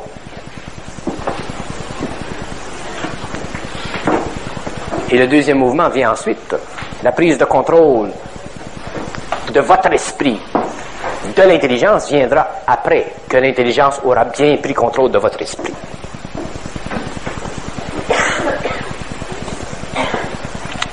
C'est à partir de ce moment-là que vous cesserez de vous dévoiler aux hommes. Parce que tant que l'homme se dévoile, c'est qu'il subit la descente de l'énergie de l'intelligence sur son esprit. Et la descente, elle est tellement forte qu'il n'est pas capable de ne pas se dévoiler. Mais lorsqu'il a suffisamment subi, qu'il a suffisamment été aguerri, qu'il a suffisamment souffert de cette descente de l'énergie de l'intelligence sur son esprit, il dit à l'homme ce qu'il veut bien dire. Ce qu'il veut bien dire. Parce qu'il sait très bien que s'il dit telle chose ou telle chose qui ne convient pas à l'esprit de l'homme, il perdra de l'énergie. Il créera une situation quelconque. Et l'homme conscient ne veut pas souffrir. Se dévoiler nous amène toujours à une certaine souffrance. Et l'homme conscient ne veut pas souffrir. Et comme il est conscient, il est centrique, il n'est pas obligé de s'expliquer aux autres. Il n'est pas intéressé à s'expliquer aux autres. Il n'a aucun intérêt à s'expliquer aux autres parce qu'il ne vit pas des autres. Comme je disais auparavant, l'homme conscient n'a pas besoin de l'homme. Il n'a pas besoin de l'esprit de l'homme.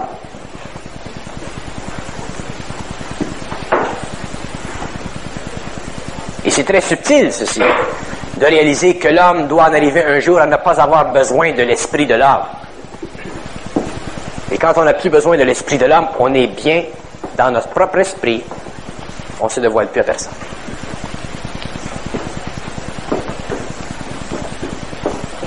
Mais les gens sont tellement assoiffés de connaissances, veulent tellement vérifier ce qu'ils savent, ce qu'ils sentent, ce qu'ils pressentent, qu'ils vont à l'esprit de l'homme pour avoir une sorte de confirmation. Et ceci n'est pas bon parce que ils sont obligés d'absorber une condition de l'esprit de l'homme que j'appelle une opinion. Et un homme ne peut pas vivre de l'opinion d'un homme. Un homme ne peut pas vivre de l'opinion d'un homme. Un homme vit de son intelligence, jamais de l'opinion d'un homme. Il peut écouter l'opinion d'un homme, mais ne jamais vivre de cette opinion. S'il vit de l'opinion d'une personne, il se nourrit d'une nourriture qui ne convient pas nécessairement à son esprit, qui convient à l'esprit de l'homme avec lequel il parle, mais qui ne convient pas à son esprit à lui. Et on a la mauvaise et la maudite habitude de vivre de l'opinion des autres.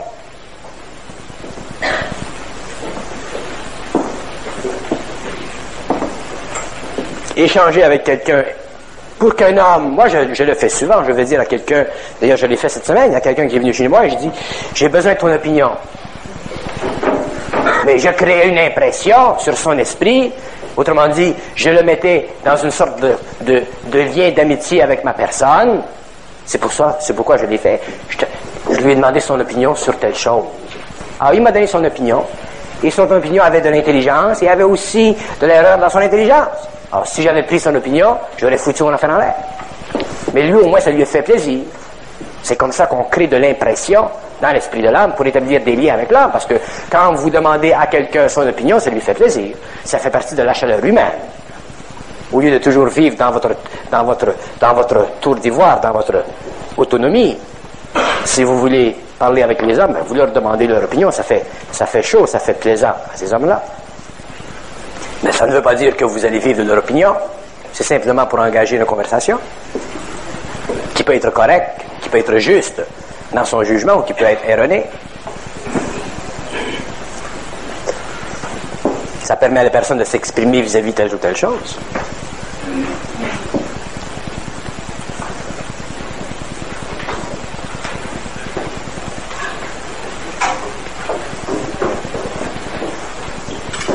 Se dévoiler une personne crée chez soi, crée chez celui qui le fait, une distraction dans son intelligence. C'est une distraction de notre intelligence qui fait qu'on se dévoile à une personne. C'est une distraction. Regardez-vous dans l'action, regardez-vous un jour quand vous vous dévoilerez une personne et vous verrez qu'il y a de l'émotivité dans votre situation. C'est une distraction de votre intelligence. Une personne qui se dévoile, comme je disais, est à l'extérieur de son intelligence. Elle est distraite de son intelligence. Et plus une personne a tendance à se dévoiler, plus elle est distraite dans son intelligence, plus le temps est long pour elle d'entrer dans son intelligence.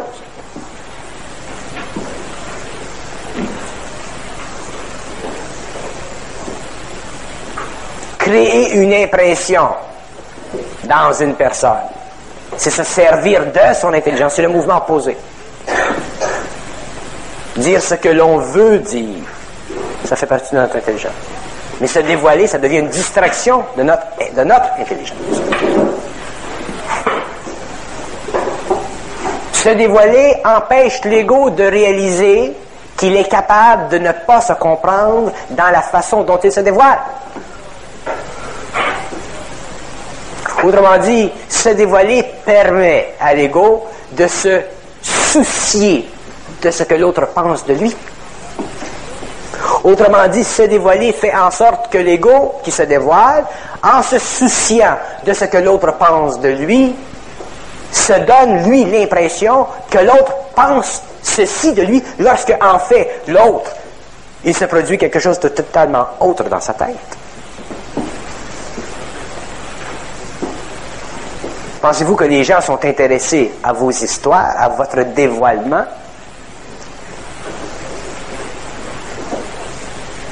Regardez qu'est-ce qui se produit quand vous dites à un personne, « Ah, je me suis acheté une automobile neuve. » Vous dites, « Ah oui, ah oui. » Il y a une maudite différence entre vous qui se dévoile et lui qui reçoit le dévoilement. Il y a 5000 piastres de différence.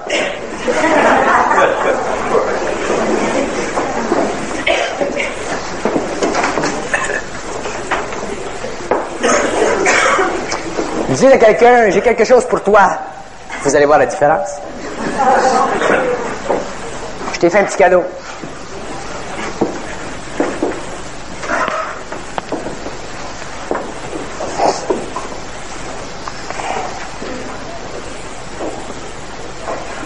Quand l'homme se dévoile à l'homme, il donne à l'homme un peu de lui-même.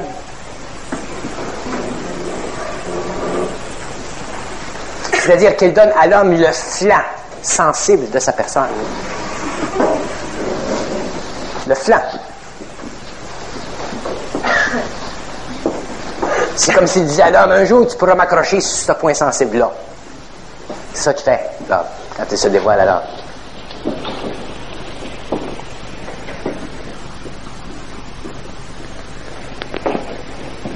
Un homme qui se dévoile à un homme crée dans l'esprit de l'autre une impression qui va à l'encontre de ce que l'autre déjà pense de lui.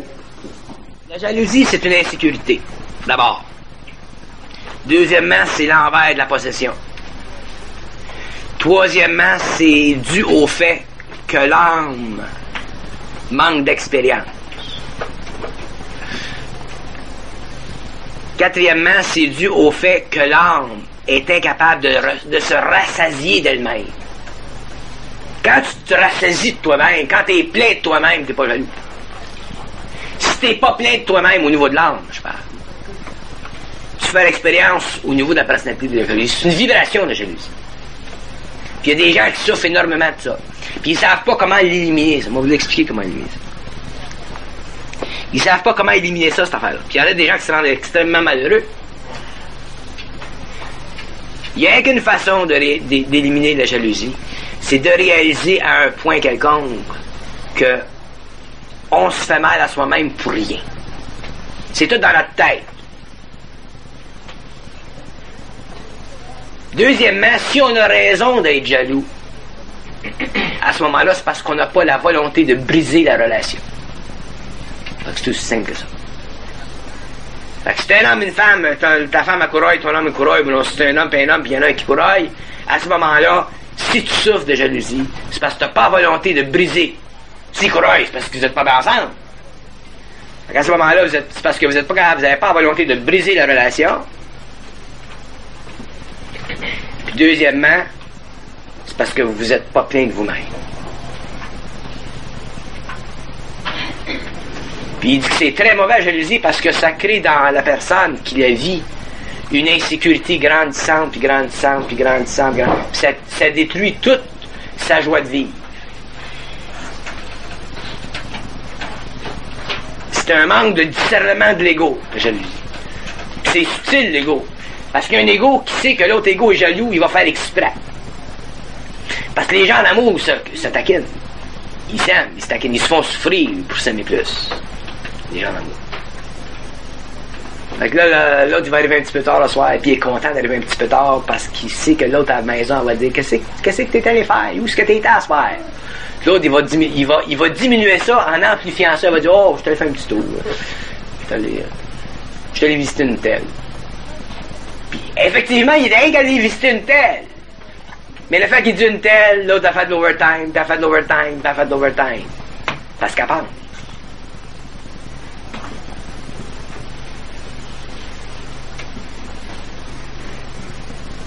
Fait qu'il dit, si vous êtes jaloux, il dit, apprenez à vous remplir de vous-même.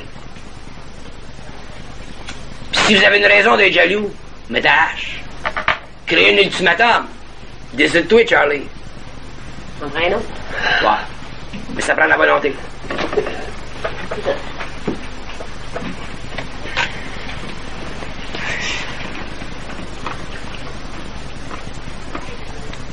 Parce qu'un être qui est avec un autre être et qui souffre de jalousie, c'est parce que lui, d'abord, est faible. Puis deuxièmement, parce qu'il manque de force. S'il avait la force, il ne souffrirait pas de jalousie. Si tu manques de force, ben, tu es sujet à toutes sortes t'es sujet à toutes sortes d'impunités de l'ego.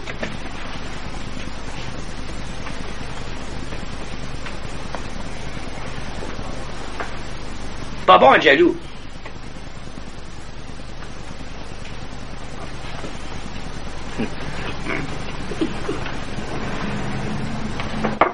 Parce que tu t'en fais pour rien quand t'es jaloux. Tu comprends? Tu t'en fais pour rien.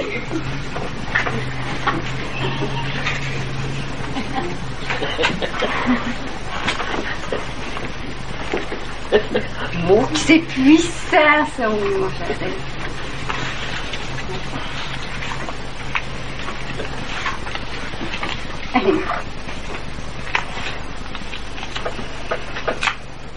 Moi, je me rappelle quand j'ai rencontré ma femme, elle avait eu un chum avant de me rencontrer.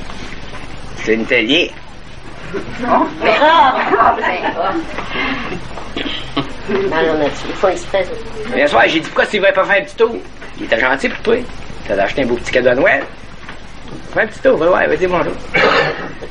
Elle est allée, de reculons.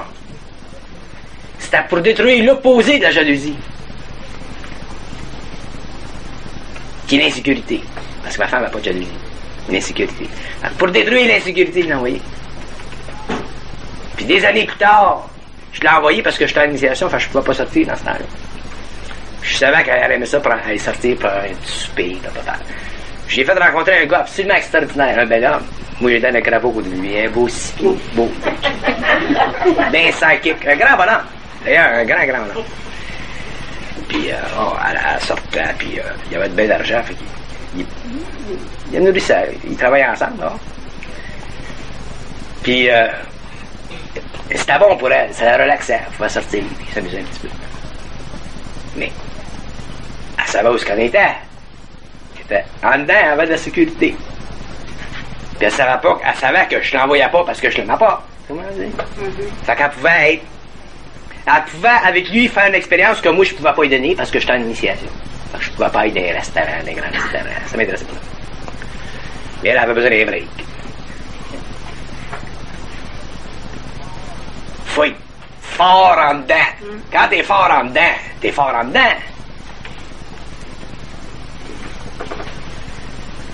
Ça prend une confiance réciproque. Non. Non? C'est pas bon. Jamais. Jamais. Faut jamais de confiance réciproque. Il y a un échange. Mais jamais de confiance. Ayez jamais confiance à un être humain, vous êtes dans la merde. Mais c'est un autre Ça, c'est une des grandes erreurs de l'ego. C'est une autre forme. C'est un... Non. C'est un... Non. C'est une épée de Damoclès. Quoi? L'épée de Damoclès. L'épée de Ouais. Damoclès. Parce que tu sais jamais si un jour cette tête-là va te laisser. Ben non, on n'est pas là. Au niveau de l'ego, là. Si vous êtes dans la conscience, il n'y a pas de problème parce que les deux sont sur une longueur d'onde. Mais je parle des gens qui sont dans la vie, là. C'est la pire chose qu'un être peut faire pour lui-même. C'est d'avoir confiance dans un être. Puis d'ailleurs, c'est de là que vient la jalousie. Jamais avoir confiance en un être. Ça veut pas dire pas avoir confiance en un être, ça. Ça veut dire jamais avoir confiance en un être.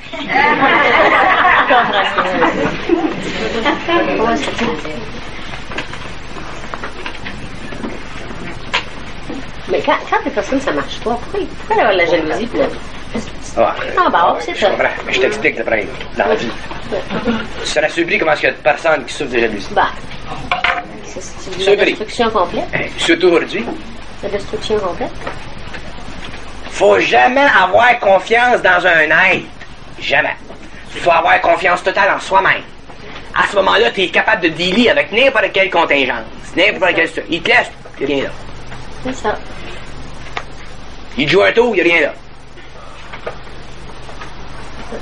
Hey, avoir confiance en un être. C'est de vendre son âme. Ça, à qui? Au diable. À ses sentiments. Moi, je disais ça, là. Je me sens pas jaloux, là, d'accord? Combien est-ce que vous dites là? On peut pas posséder un autre être. Non. On possédera jamais. Non. C'est ça, c'est une liberté Non. de chacun. Mais il y a des gens qui ont confiance à leur toutou. Puis un jour, ils se retrouvent que le toutou, il sort avec un autre toutoune. Tu vois la idée? Il y a des toutous qui ont plusieurs toutous. Puis ils le disent pas. Petit cochon.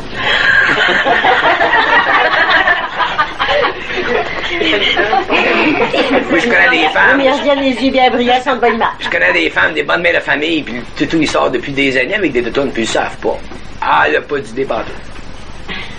Mais tant que ça y fait pas mal. Ouais, quand elle sait Ah, pas, non, ça va c'est mal. pas, c'est pas rien. Mais qu'elle sache, elle va se On va mettre la hache dedans. Quand tu le sais, ben là, tu c'est l'as. capable. Mais pourquoi Oui, pas? c'est capable. Il y en a qui sont pas capables. Ta vie. Il y en a qui sont pas capables. On sait pas. Qu'est-ce qu'on va faire à ce moment-là? Il faut le passer. Ouais. On la vibration. Faut jamais mettre sa confiance dans un être. Il dit ça, c'est de l'inconscient. T'échanges avec un être 100% au bout. C'est un bon échange. Ça dépend de ça. Il mettait confiance en l'autre, puis l'autre, s'il fait de coup, ben, C'est ça. la confiance vient de tomber à la tête. Ils l'ont pris en soi. Ben oui, c'est vrai, ça. Ils sont désarmés, ils savent pas faire. Mauvais. Puis dans le domaine de l'amour, c'est là que l'homme vit les plus grandes expériences au niveau de dépression émotionnelle. Parce que la plupart des gens passent par une expérience. Bon. Il y en a une qui vient d'un séminaire, là, elle est en amour, là, elle voit plus clair. Puis elle a peur de ça, comprends-tu? Parce qu'elle est trop. Puis c'est une vieille fille, tu sais, 35, 40 ans. Regarde-moi pas. 35, 40 ans, là, puis son patron au bureau, le comptable, c'est toi, là. Ça flirte depuis quelque temps, puis ça vibre, puis elle a peur. Puis là, il l'a invité à dîner une fois, mais elle a encore bien plus peur. Puis elle a pas eu beaucoup d'expérience avec les hommes. Fait que là, elle a vu, comprends-tu? Elle avait, Ben oui. elle avait goûté à coucher. Elle a peur parce qu'elle sait que si elle goûte à coucher, là, elle va rentrer dans le paquet de ses émotions. Ok, monsieur Bessette, là. Ça va stabiliser ses corps. Fait que pour elle, c'est une grande expérience. Mais là, elle a confiance, pas confiance. C'est sa confiance en lui là, qui permet à elle de faire le pas.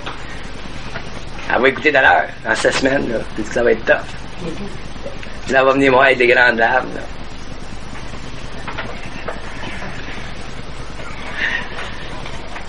On peut pas mettre notre confiance dans l'homme parce que l'homme n'est pas conscient. Quand vous aurez un homme conscient, quand vous rencontrerez un homme conscient, vous pourrez mettre votre conscience, votre confiance dans lui. Mais il dit que ça ne sera plus de la confiance. Ça va être de l'échange. L'échange. Parce que quand tu es dans la conscience, tu peux pas te jouer. Sans ça, t'es pas dans la conscience. C'est soit t'es dans la conscience ou tu l'es pas.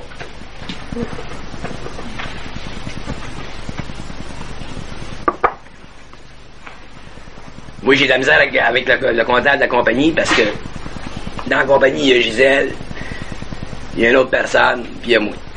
Puis il comprend pas trop comment est-ce que je fonctionne au niveau financier. Parce que je dis, ah, ben Gisèle, c'est comme ma soeur. Ah, non! Il parle en comptable, le gars. Puis, des fois, je dis, parce que moi, j'ai jamais d'argent, mais des fois, je dis à Gisèle, donne-moi un petit piastre, un petit 20 piastres.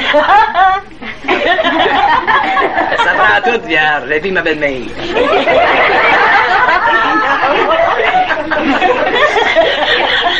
C'est bien. Non, c'est tout une heure pour toi. Hein? C'est tout une heure pour toi. Fait que le comptable, il dit à moi, il dit, prends pas de chance. Je suis obligé de respecter son opinion, mais il dit, le calmer.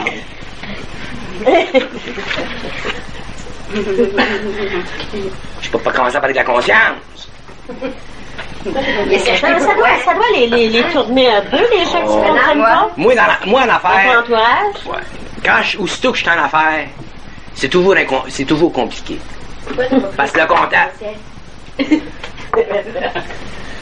Parce que j'aime bien avoir un comptable inconscient. Parce qu'un comptable inconscient, Il est dans la forme, oui. il fonctionne dans la forme, puis je veux justement que le gars prenne bien soin de la forme parfaitement pour que j'ai pas l'affaire avec le gouvernement. Moi, je veux rien en savoir, je veux rien savoir. J'ai pas d'énergie à perdre à ce niveau-là. Fait qu'un bon comptable conscient qui connaît ses affaires, là, relax. C'est pour ça. Pour rentrer en conscience là-dedans. Mais quand t'es conscient, tu peux voir les formes quand même, mais pas ça. Quand t'es conscient, tu peux quoi? Tu peux voir les formes quand même, mais pas ça. T'es complet fort. Seulement que tu prends. Quand travaille-toi avec des spécialistes. Le gars, il y a la vibration pour ça, il y a la vibration pour ça. Alors, tu payes pour ça, t'as pas de problème. Ton mec est un comptable conscient. D'abord, si je tombe un comptable conscient, il fera plus de comptabilité. Fait que ça vaut plus rien. On commence à parler de ta conscience, puis qu'on parle d'ici, là. Ça vaut rien. C'est comme un avocat conscient. Moi, si j'allais en cours, je peux pas laisser l'avocat débattre mon cas. Faut que je le débatte tout seul, mon cas. Parce que l'avocat, il comprendra jamais ce que je veux dire. Parce qu'il y a une façon de parler à un juge. Quand tu parles à un juge, il faut que tu le respectes.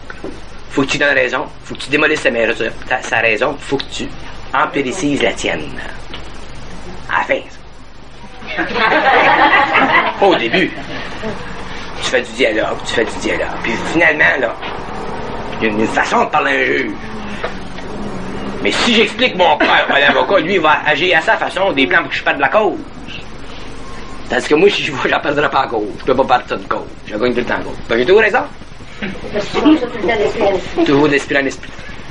Fait que les vibrations du juge, je les connais. J'ai gagné mon cause à l'Afrique du Nord, moi. J'avais 5 juges de la Sorbonne en France. J'ai gagné mon cas. Il faut pas faire autrement. J'avais toujours raison. Quand t'as toujours raison, comment tu veux que t'as raison dire avec ça? Je les ai fait rire. Ah, Seigneur, qu'on dit. Il les a dit, croyez-moi pas!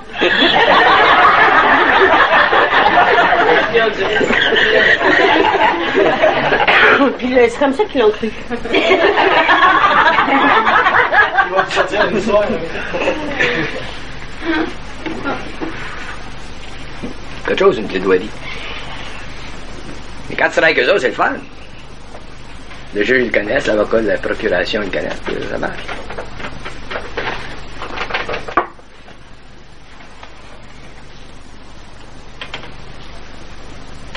Mais il dit que c'est bien important pour nous autres d'apprendre à pas se faire. Parce que si on fait confiance au monde, il dit qu'ils vont créer des situations pour nous faire perdre ça. Cette habitude-là. Hein, pour nous dompter, à toujours se fier à nous-mêmes.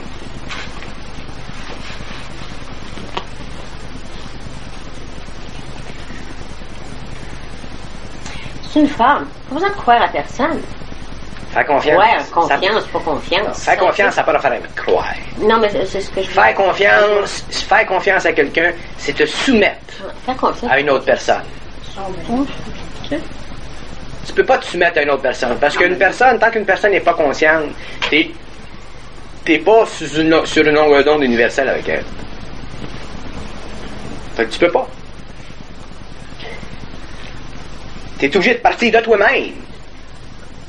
De toi-même, tu sens la situation. Tu sens la situation, puis tu agis à l'intérieur de cette situation-là. Mais si tu ne sens pas la situation, c'est fini. D'ailleurs, c'est pas que les gens font confiance aux gens. Parce qu'ils ne sentent pas.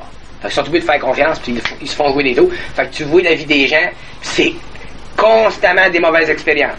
En affaires, surtout les gens qui sont en affaires.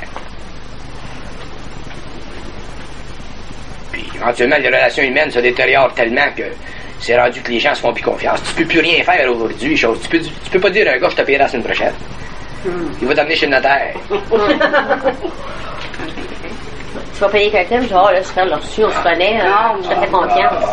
Oui, la confiance. C'est ça. Mais, puis quand on devient sensible vibratoirement, on réagit à ça. On en souffre pour rien. On sait. Mais ça, c'est pas des choses que je peux dire en public. Je peux pas écrire ça dans les livres. Faut pas faire confiance à personne. Parce que le gars, les gens vont dire, il est antisocial. C'est pas un homme de bonne volonté. Tu sais, tout le set. Et ça s'explique bien. Ah, ça s'explique bien. Quand on peut l'expliquer totalement. Quand les gens peuvent le comprendre.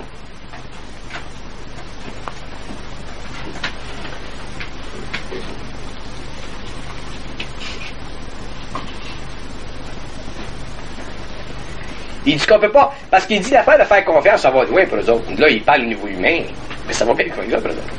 Parce que eux autres, quand ils disent apprenez à pas faire confiance à personne, ça veut dire apprenez à être centrique pour qu'un jour, quand vous arriverez devant des faits qui dépasseront votre entendement aujourd'hui, que vous puissiez pas à ce moment-là faire confiance à personne. Fait que comme ça, vous ne serez pas dans le bateau.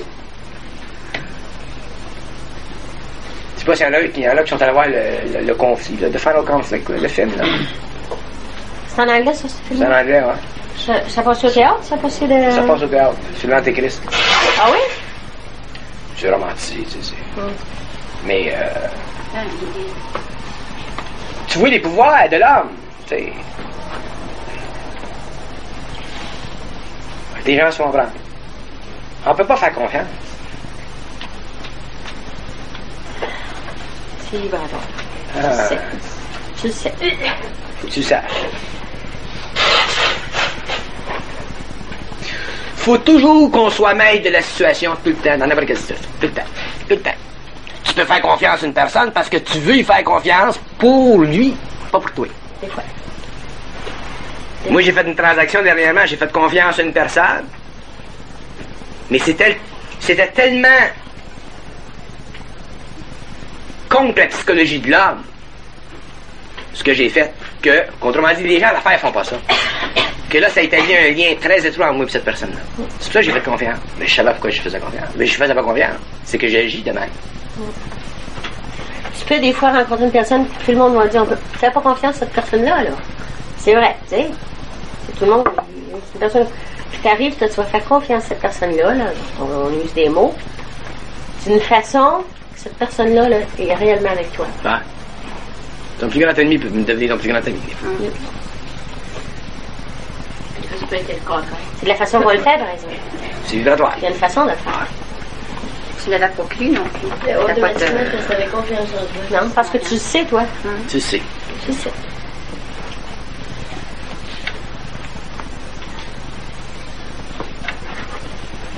Il dit qu'on doit réapprendre la vie complètement.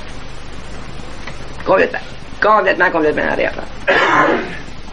Tout ce qu'on pense, toutes les façons d'agir qu'on pense, sont pas bonnes. C'est quand c'est vibratoire.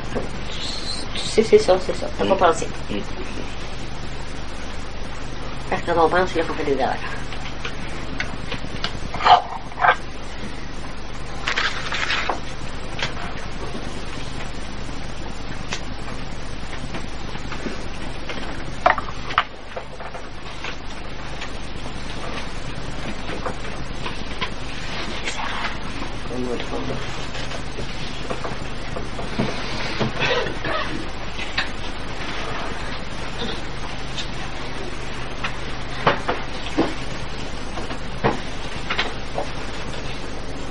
Mais en parlant de faire confiance à une personne, moi j'ai vécu une situation à peu près qui vous se rapprocher de ça. À mon travail, j'avais une copine avec qui je suis devenue ben chum, ben amie. Puis un jour, je suis arrivée sur le département, les deux sur le même département. Puis avec certaines choses qui s'est passées, qui est arrivée là, ben je me trouve comme à l'avoir... il y en a qui appellent ça être vendu. Mais je l'ai vendu, je veux dire, en pleine face. Parce que j'étais comme... Pour elle, moi, vis-à-vis elle, j'étais, ni plus ni moins, son bras droit. Mais à un moment donné, il y a certaines choses, ça marche plus.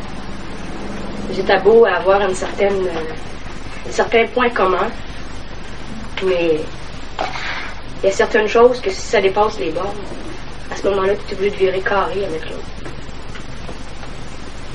Qu'est-ce qui est arrivé? Ce qui est arrivé, c'est que dans le milieu où je travaille, il y a des gestes qui touchent ta compétence. Puis elle, il y a des gestes qui touchent pas ta compétence. Puis elle est allée au-delà des bornes de sa compétence. Puis, ni plus ni moins, moi, j'ai fait un rapport sur cette personne que je lui ai donné. Que j'ai donné à, je sais pas, à l'administration. Puis depuis ce temps-là, ça a viré carré. Puis c'était en rapport avec la confiance. Cette personne-là avait une confiance en moi pas possible. Puis moi, comme je me suis sentie, j'étais bien chum avec. Mais autant je pouvais être chum avec, autant s'il y avait quelque chose qui était croche, je pouvais faire complètement virer de bord. Je m'en fichais, ça marchait pas. J'ai arrivé, j'ai fait ça. Considères-tu que tu as bien fait? Ben moi, ça me dérangeait pas. Moi, je démordais pas. C'est comme ça. Content, pas content. Qui arrive n'importe quoi. C'est comme ça que c'est arrivé. Moi, je me considère correct, je sais qu'elle est. Pas de choix. Il y a du niaisage jusqu'au bout, mais à un moment donné, c'est niaisage. Il y a du monde qui veulent pas voir par peur. Mais à un moment donné... À un certain moment, il faut que tu agisses.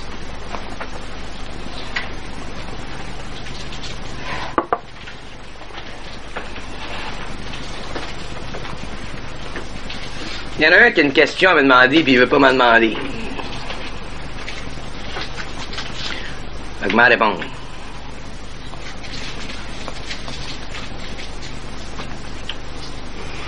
Il y a des gens qui savent pas, qui peuvent pas délimiter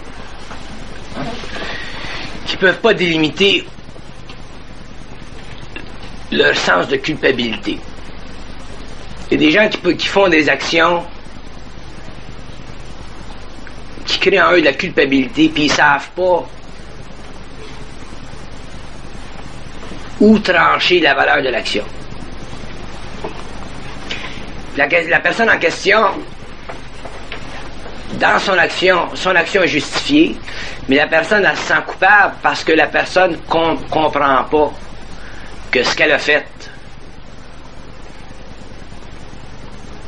était nécessaire pour sa propre évolution.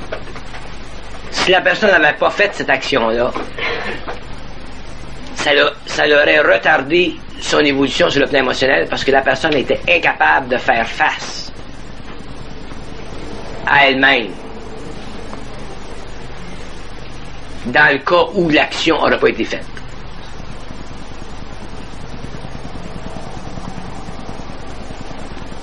Donc, l'action a servi à faire réaliser à cette personne-là qu'elle était nécessaire. Alors, la culpabilité dont souffre la personne, c'est une culpabilité qui résulte du fait qu'elle n'est pas assez centrique.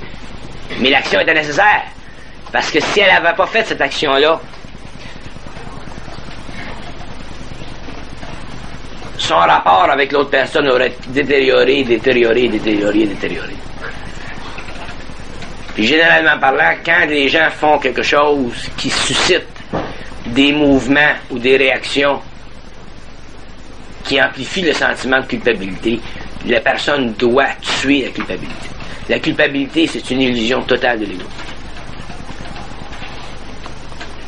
C'est une illusion totale de l'ego, la culpabilité. Puis c'est très mauvais parce que ça réduit votre force intérieure. Puis ça vous rend esclave complètement de vos sentiments. Parce que dans l'émotion, dans ce qu'on appelle nous autres l'émotion, il y a le sentiment.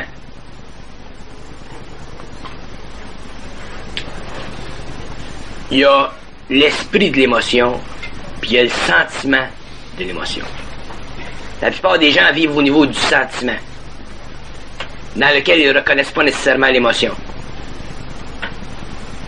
Il y a l'esprit de l'émotion. L'esprit de l'émotion, c'est un sentiment où la personne est emportée par une énergie qui la fait vibrer sur le plan émotionnel. C'est ce qui arrive souvent quand on écoute de la belle musique ou des choses de même. Ça, c'est l'esprit de l'émotion. Puis l'esprit de l'émotion, c'est bon parce que l'esprit de l'émotion, c'est une vibration qui vient d'en haut et qui se loge dans le plexus solaire pour qu'on vibre.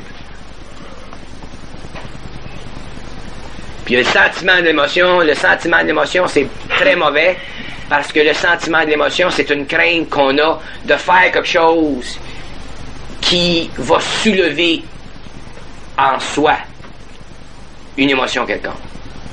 Il y a une différence entre le sentiment de l'émotion et un sentiment. Un sentiment, c'est naturel. Tu peux avoir un sentiment envers une personne, c'est naturel. C'est bon, un sentiment. Mais quand il vient de mettre la hache dedans, ça devient le sentiment de l'émotion. Fait qu'un sentiment, c'est bon, mais le sentiment de l'émotion, c'est pas bon. Puis le sentiment de l'émotion, ça vient toujours quand une situation sentimentale se détériore.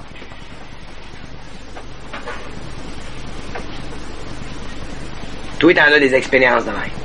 Où tu pars du sentiment, ça marche. Et quand tu arrives au niveau du sentiment de l'émotion, à ce moment-là, ça devient difficile. Parce que quand tu arrives dans le sentiment de l'émotion, tu deviens tout troublé dans ton esprit. Puis il ne faut pas se laisser troubler dans l'esprit, parce que quand vous arrivez dans le sentiment d'émotion, c'est là qu'il faut mettre la hache. Fait que vivez vos sentiments, mais quand il y a une détérioration dans vos sentiments, vous arrivez à une expérience de vie qui vous fait vivre le sentiment de l'émotion, c'est là qu'il faut mettre la hache dedans. Voyez-vous, vous dites? Mais c'est subtil ça, mais c'est de même. Le sentiment, c'est bon. Le sentiment d'émotion, c'est où l'émotion se détériore, le sentiment se détériore, et tout ce qui reste, c'est l'émotion liée à ce sentiment-là. Ça n'a aucune valeur, ça vous retarde. Quand vous êtes rendu dans la phase du sentiment d'émotion, il faut mettre la hache dedans. Coûte que coûte, il dit, parce que si vous ne le faites pas tout de suite, vous allez être obligé de le faire tout à l'heure, parce que déjà, l'énergie est finie. Planétairement, l'énergie est finie. Puis il y a des gens qui vivent dans le sentiment d'émotion pendant des années de temps. Des années de temps. Nos anciens parents, c'était fini entre eux autres, c'était final. Il n'y a plus de complications, les ponts étaient tous brûlés. Là. Ils sont morts ensemble, croche, l'arthrite, tout ça. Il ne te fait pas se sentir, un coup fait d'un lit, l'autre coup fait d'autres litres, dans l'autre chambre. Plus rien. Mais les femmes étaient assez puissantes que ça gardait ces gens-là ensemble. Aujourd'hui, ça ne marche plus de même. C'est très mauvais le sentiment d'émotion. C'est du poison à rat. Du sentiment, c'est bon. C'est naturel chez l'homme. L'esprit de l'émotion, mais c'est une autre forme d'émotion qui fait partie de la sensibilité de l'âme. Toi, t'en as vécu dernièrement, ça, cette affaire-là.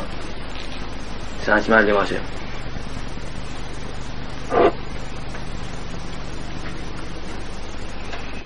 Toi aussi.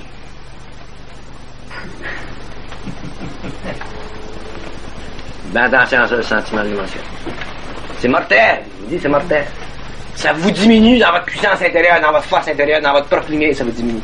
Ça empêche votre ego de passer au sage de l'esprit. Lui, Croteau, il aurait pu le vivre, le sentiment d'émotion, puis il aurait été prêt à mettre la hache dedans. Vous avez quelque temps.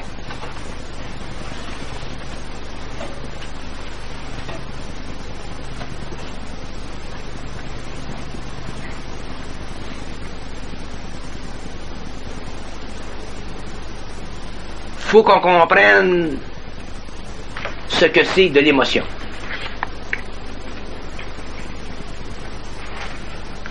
Faut qu'on sache que le sentiment d'émotion, c'est très mauvais. Très mauvais. Merci.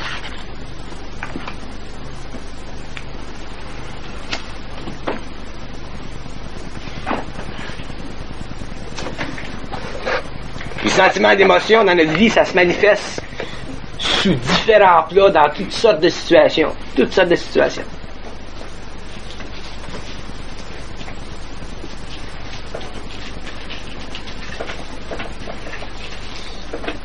Mais j'ose pas trop en parler d'une façon ouverte parce qu'il y a des gens qui comprennent mal ce que je veux dire, puis...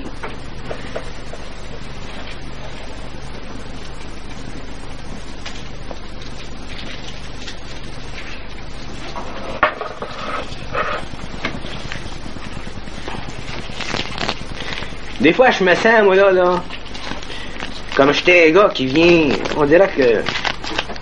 C'est comme si je venais d'une autre planète, là. Puis je dirais au monde, écoute, c'est pas ça, c'est pas ça, c'est pas ça, c'est pas ça. Puis les gens me regardent avec des grands yeux, ils disent ce qui sort. C'est comme ça que je me sens. Pas tout bien, ça va avec toi, là. On va y aller.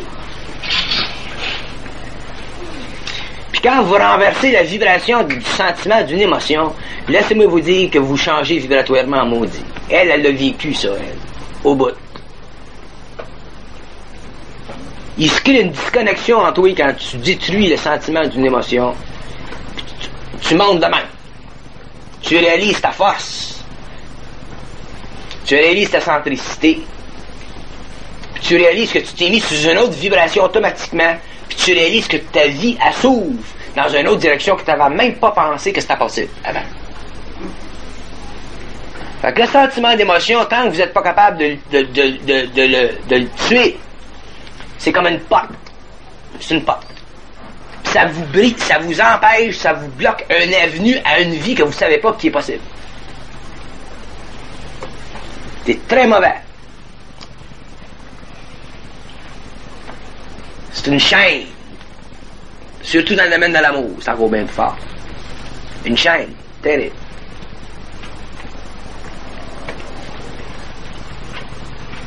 Expérience pénible à vivre. Mais ça fait partie de votre expérience, ça fait partie de votre choix, ça fait partie de votre capacité d'agir, ça fait partie de votre propre réalisation, ça fait partie de votre centricité, votre puissance intérieure, votre paix, votre joie de vivre, toute votre patente, votre ouverture sur votre propre esprit. Si vous laissez les sentiments de vos émotions vous embarquer puis vous enchaîner dans des situations de statu quo, c'est votre problème. Moi, je vous en parle, le reste, c'est votre affaire. Mais si vous êtes dans la force, ils vont vous amener un jour à la péter, cette chaise-là, ça, c'est garanti. Ils ne feront jamais traîner ce boulet-là parce que vous ne pouvez pas traîner ce boulet-là puis changer vibratoirement. Ils sont obligés de vous changer vibratoirement pour que vous passiez du niveau de l'ego au niveau de l'esprit. Il n'y a pas de choix. Mais je vous l'explique pour vous rassurer que si jamais vous devez le vivre, le sentiment de l'émotion, la détruire, au moins que vous êtes correct.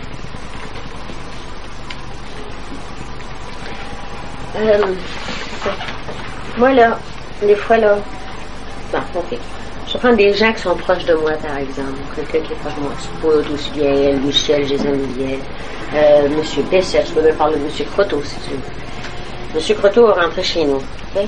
Si je sais qu'il y a une grande agressivité dans la vie, je ne veux pas dire contre moi, là, qu'il y aurait une grande agressivité là, dans les personnes proches de moi, là. Moi, là, je tourne en rond à la maison. Oh, pas bien là, je pense que ça me défait. Je le ressens, cette agressivité-là, là. Je ne sais pas qu'est-ce que ça me fait, là. Ça me... Je sais pas. Tellement que ça me... Ouais, mais je vais te dire une chose. Tout est une tendance facile à interpréter une vibration pour une certaine agressivité. Parce que t'es à cause de ta sensibilité. Puis, une vibration, il y a une certaine sorte de vibration qui n'est pas nécessairement agressive. Remarque bien ce que j'ai dit, c'est pas nécessairement contre moi. Oui, oui, d'accord. Hein? Mais c'est pas nécessairement de l'agressivité. C'est une vibration. Ouais. Moi, il y a bien des gens, des fois, qui me rencontrent et ils pensent que je suis en maudit. Puis je suis pas en maudit. Si quelqu'un venait de dehors, tout de suite, rentrer dans la pièce, il pensait que je suis en maudit. Puis je suis pas en maudit, j'ai pas toute la soirée de même. C'est une vibration. Je suis pas en maudit. Oui, mais quand t'es venu chez nous, là, t'es rentré, là, chez nous, là, quand t'as passé la porte, j'ai senti une puissance qui rentrait avec toi, là. Assez que ça m'a reculé. Ouais, mais ça, c'est l'énergie, ça. Mais, oui, OK. Mais là, toi, tu venais, là, de cette puissance-là avec toi. Mais j'ai pas ressenti une agressivité à l'intérieur de toi. C'était une puissance qui rentre avec toi, OK? Mais tandis que chez une autre personne, des fois, je vais sentir une mauvaise humeur intérieure, là, ben, une agressivité intérieure. Si je sens une puissance, je vais la sentir, la puissance. Mais c'est pas agressif. Mais si c'est agressif, je le ressens. Puis ça me déculotte, là. C'est pas bien là, moi, je tourne en rond, je tourne en rond, je tourne en rond, là. Assez, là, que je me possède plus. Je sais plus quoi faire de ma peau, là. Tu sais? Ouais, mais faut que tu sois sûr. C'est subtil. J'essaie. Parce que toi, tes os se troublent facilement. Oui. Tes os. Oui. Pas tes os. Les os. Tes os. Se trouvent facilement. Ta sensibilité. Tu vis dans le cœur. Mais, d'abord, une chose. Les gens vivent des changements vibratoires, consciemment ou inconsciemment. Mais nous autres, on doit être capable avoir assez de résistance pour pas en souffrir. Pour voir ce que Ben ouais. l'autre, c'est son affaire. Ouais, pour pas en souffrir. Mais peut-être, c'est parce que c'est des gens que j'aime, peut-être. Mais non.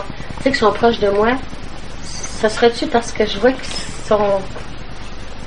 souffrent intérieurement, quelque chose comme ça, que c'est ça qui me... Je sais pas. Non, mais voilà. Ça fait partie de ta sensibilité, ça. Toi, t'es une vieille poule, tu sais.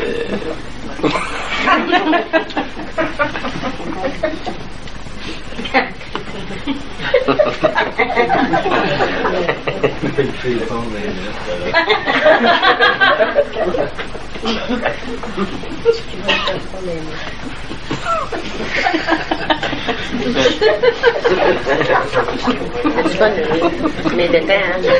Parce que je le pogne pour que je change de couche, il rira pas tant.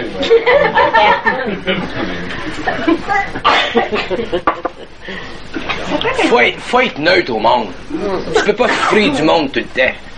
Faut avoir assez de résistance. Puis ça, en gros, ça vient à l'objectivité. Faut être assez centrique que comment il y aurait une tempête, tu sens rien. C'est ça. Sans ça, tes émotions vont rentrer dedans. Faut être bien important d'être neutre au monde.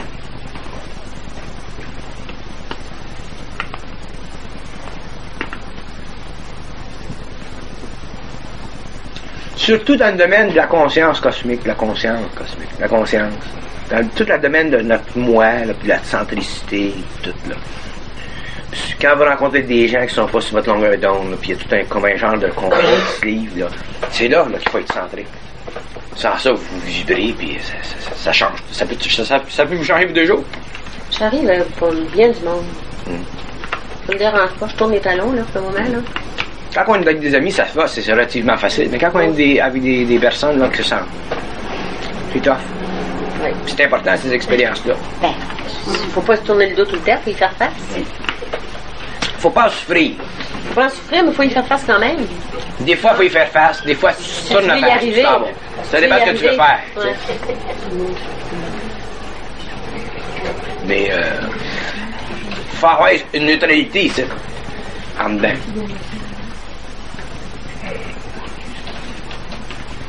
Moi, je comprends pas l'affaire du sentiment d'émotion. Le sentiment d'émotion, c'est une condition émotionnelle qui fait que les liens avec lesquels tu avais avec une personne avant sont rompus. Et étant rompus, ils ne servent plus, ni dans ton évolution, ni dans la sienne. Alors, comme ce sont des liens qui sont construits sur des expériences passées, si les liens doivent être détruits, à ce moment-là, tout le passé revient en jeu. Là. Et à ce moment-là, c'est difficile de briser les liens. Puis si tu ne brises pas les liens, tu vas être pogné dans les liens. Tu vas t'étouffer. Il n'y a pas un être dans la vie avec lequel on a des relations absolues tant qu'on n'est pas lié avec cet être-là par l'absolu. Ça, vous en allez oublier. C'est ça que je fais la différenciation, être en amour puis être dans l'amour.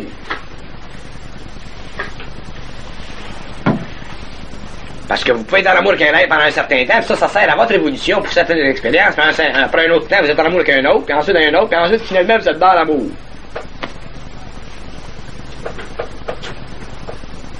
Fait que le sentiment d'émotion, c'est le point où le sentiment est rompu. La valeur expérientielle du sentiment qui vous lie ensemble est rompue. Il n'y a plus rien pour vous nourrir. Hein? Il n'y a plus rien pour vous nourrir. Il n'y a plus rien pour le nourrir lui, puis il n'y a plus rien pour le nourrir elle, ou les deux. C'est mort. Là, vous avez un choix à faire, ou traîner pendant des années le boulet de canon. Ça, c'est mortel. Vous ne pourrez jamais avancer avec ça. Non.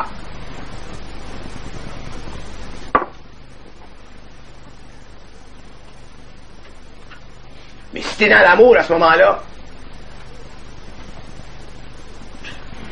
t'es dans l'amour. C'est eux autres qui rendent le show. Puis tu auras toujours le discernement pour pouvoir être l'air.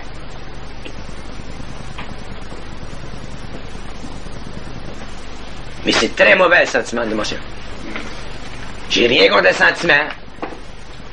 J'ai rien contre l'esprit de l'émotion. Mais le sentiment d'émotion, c'est mortel. Puis les gens souffrent aujourd'hui beaucoup de ça. Il y a le gars, l'autre fois, le psychologue, là, depuis des années, puis des années, puis des années, puis des années, puis des années, puis des années, qui souffrait du sentiment de l'émotion. Moi, je peux pas te donner de conseils au monde. Mais je peux lui expliquer une situation au monde. Finalement, il a mis un hache dedans. Oups! Ça s'est clarifié. Là, il est bien. Elle est bien, lui est bien. C'est à peu près temps, 4 ans. Mais ça naît, ça, du sentiment de l'émotion. Peut-être que si on n'avait pas parlé de ça depuis le séminaire, puis ça aurait duré un autre 5 ans, un autre 10 ans, il n'aurait pas eu un maudit bout de temps, le gars. Là, finalement, sa vibration a changé, les Whitlair, il est pas dans l'inquiétude, ça marche. La vie, ça continue tout le temps. On pense pas que ça continue, on s'imagine que ça tombe tout à terre. On est en amour, les hommes. On ne devrait jamais être en amour, les hommes. Ça fait partie de la condition humaine d'être en amour. Mais ça, c'est lié à la qualité de nos émotions, c'est normal. Tu peux pas être ce que tu peux pas être. Mais il viendra un jour où l'homme ne sera pas en amour, il sera dans l'amour. Quand l'homme sera dans l'amour, à ce moment-là, il ne souffrira plus du sentiment des émotions dans cette expérience-là.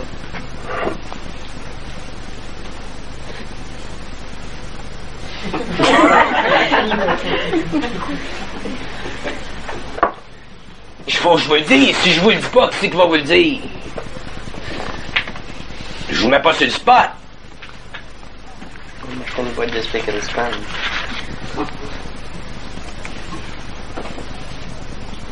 C'est pas bon être en amour. Mais pour vous autres, c'est normal. Un jour, ça sera pas normal. Puis il y en a qui commencent à comprendre déjà que c'est pas normal. Pas dans le sens que c'est pas normal, mais dans le sens qu'ils commencent à en sortir. Parce qu'être en amour, c'est être esclave d'un autre être. C'est être assujetti à son amour pour soi. Tout d'un coup, la flamme s'éteint, c'est fini.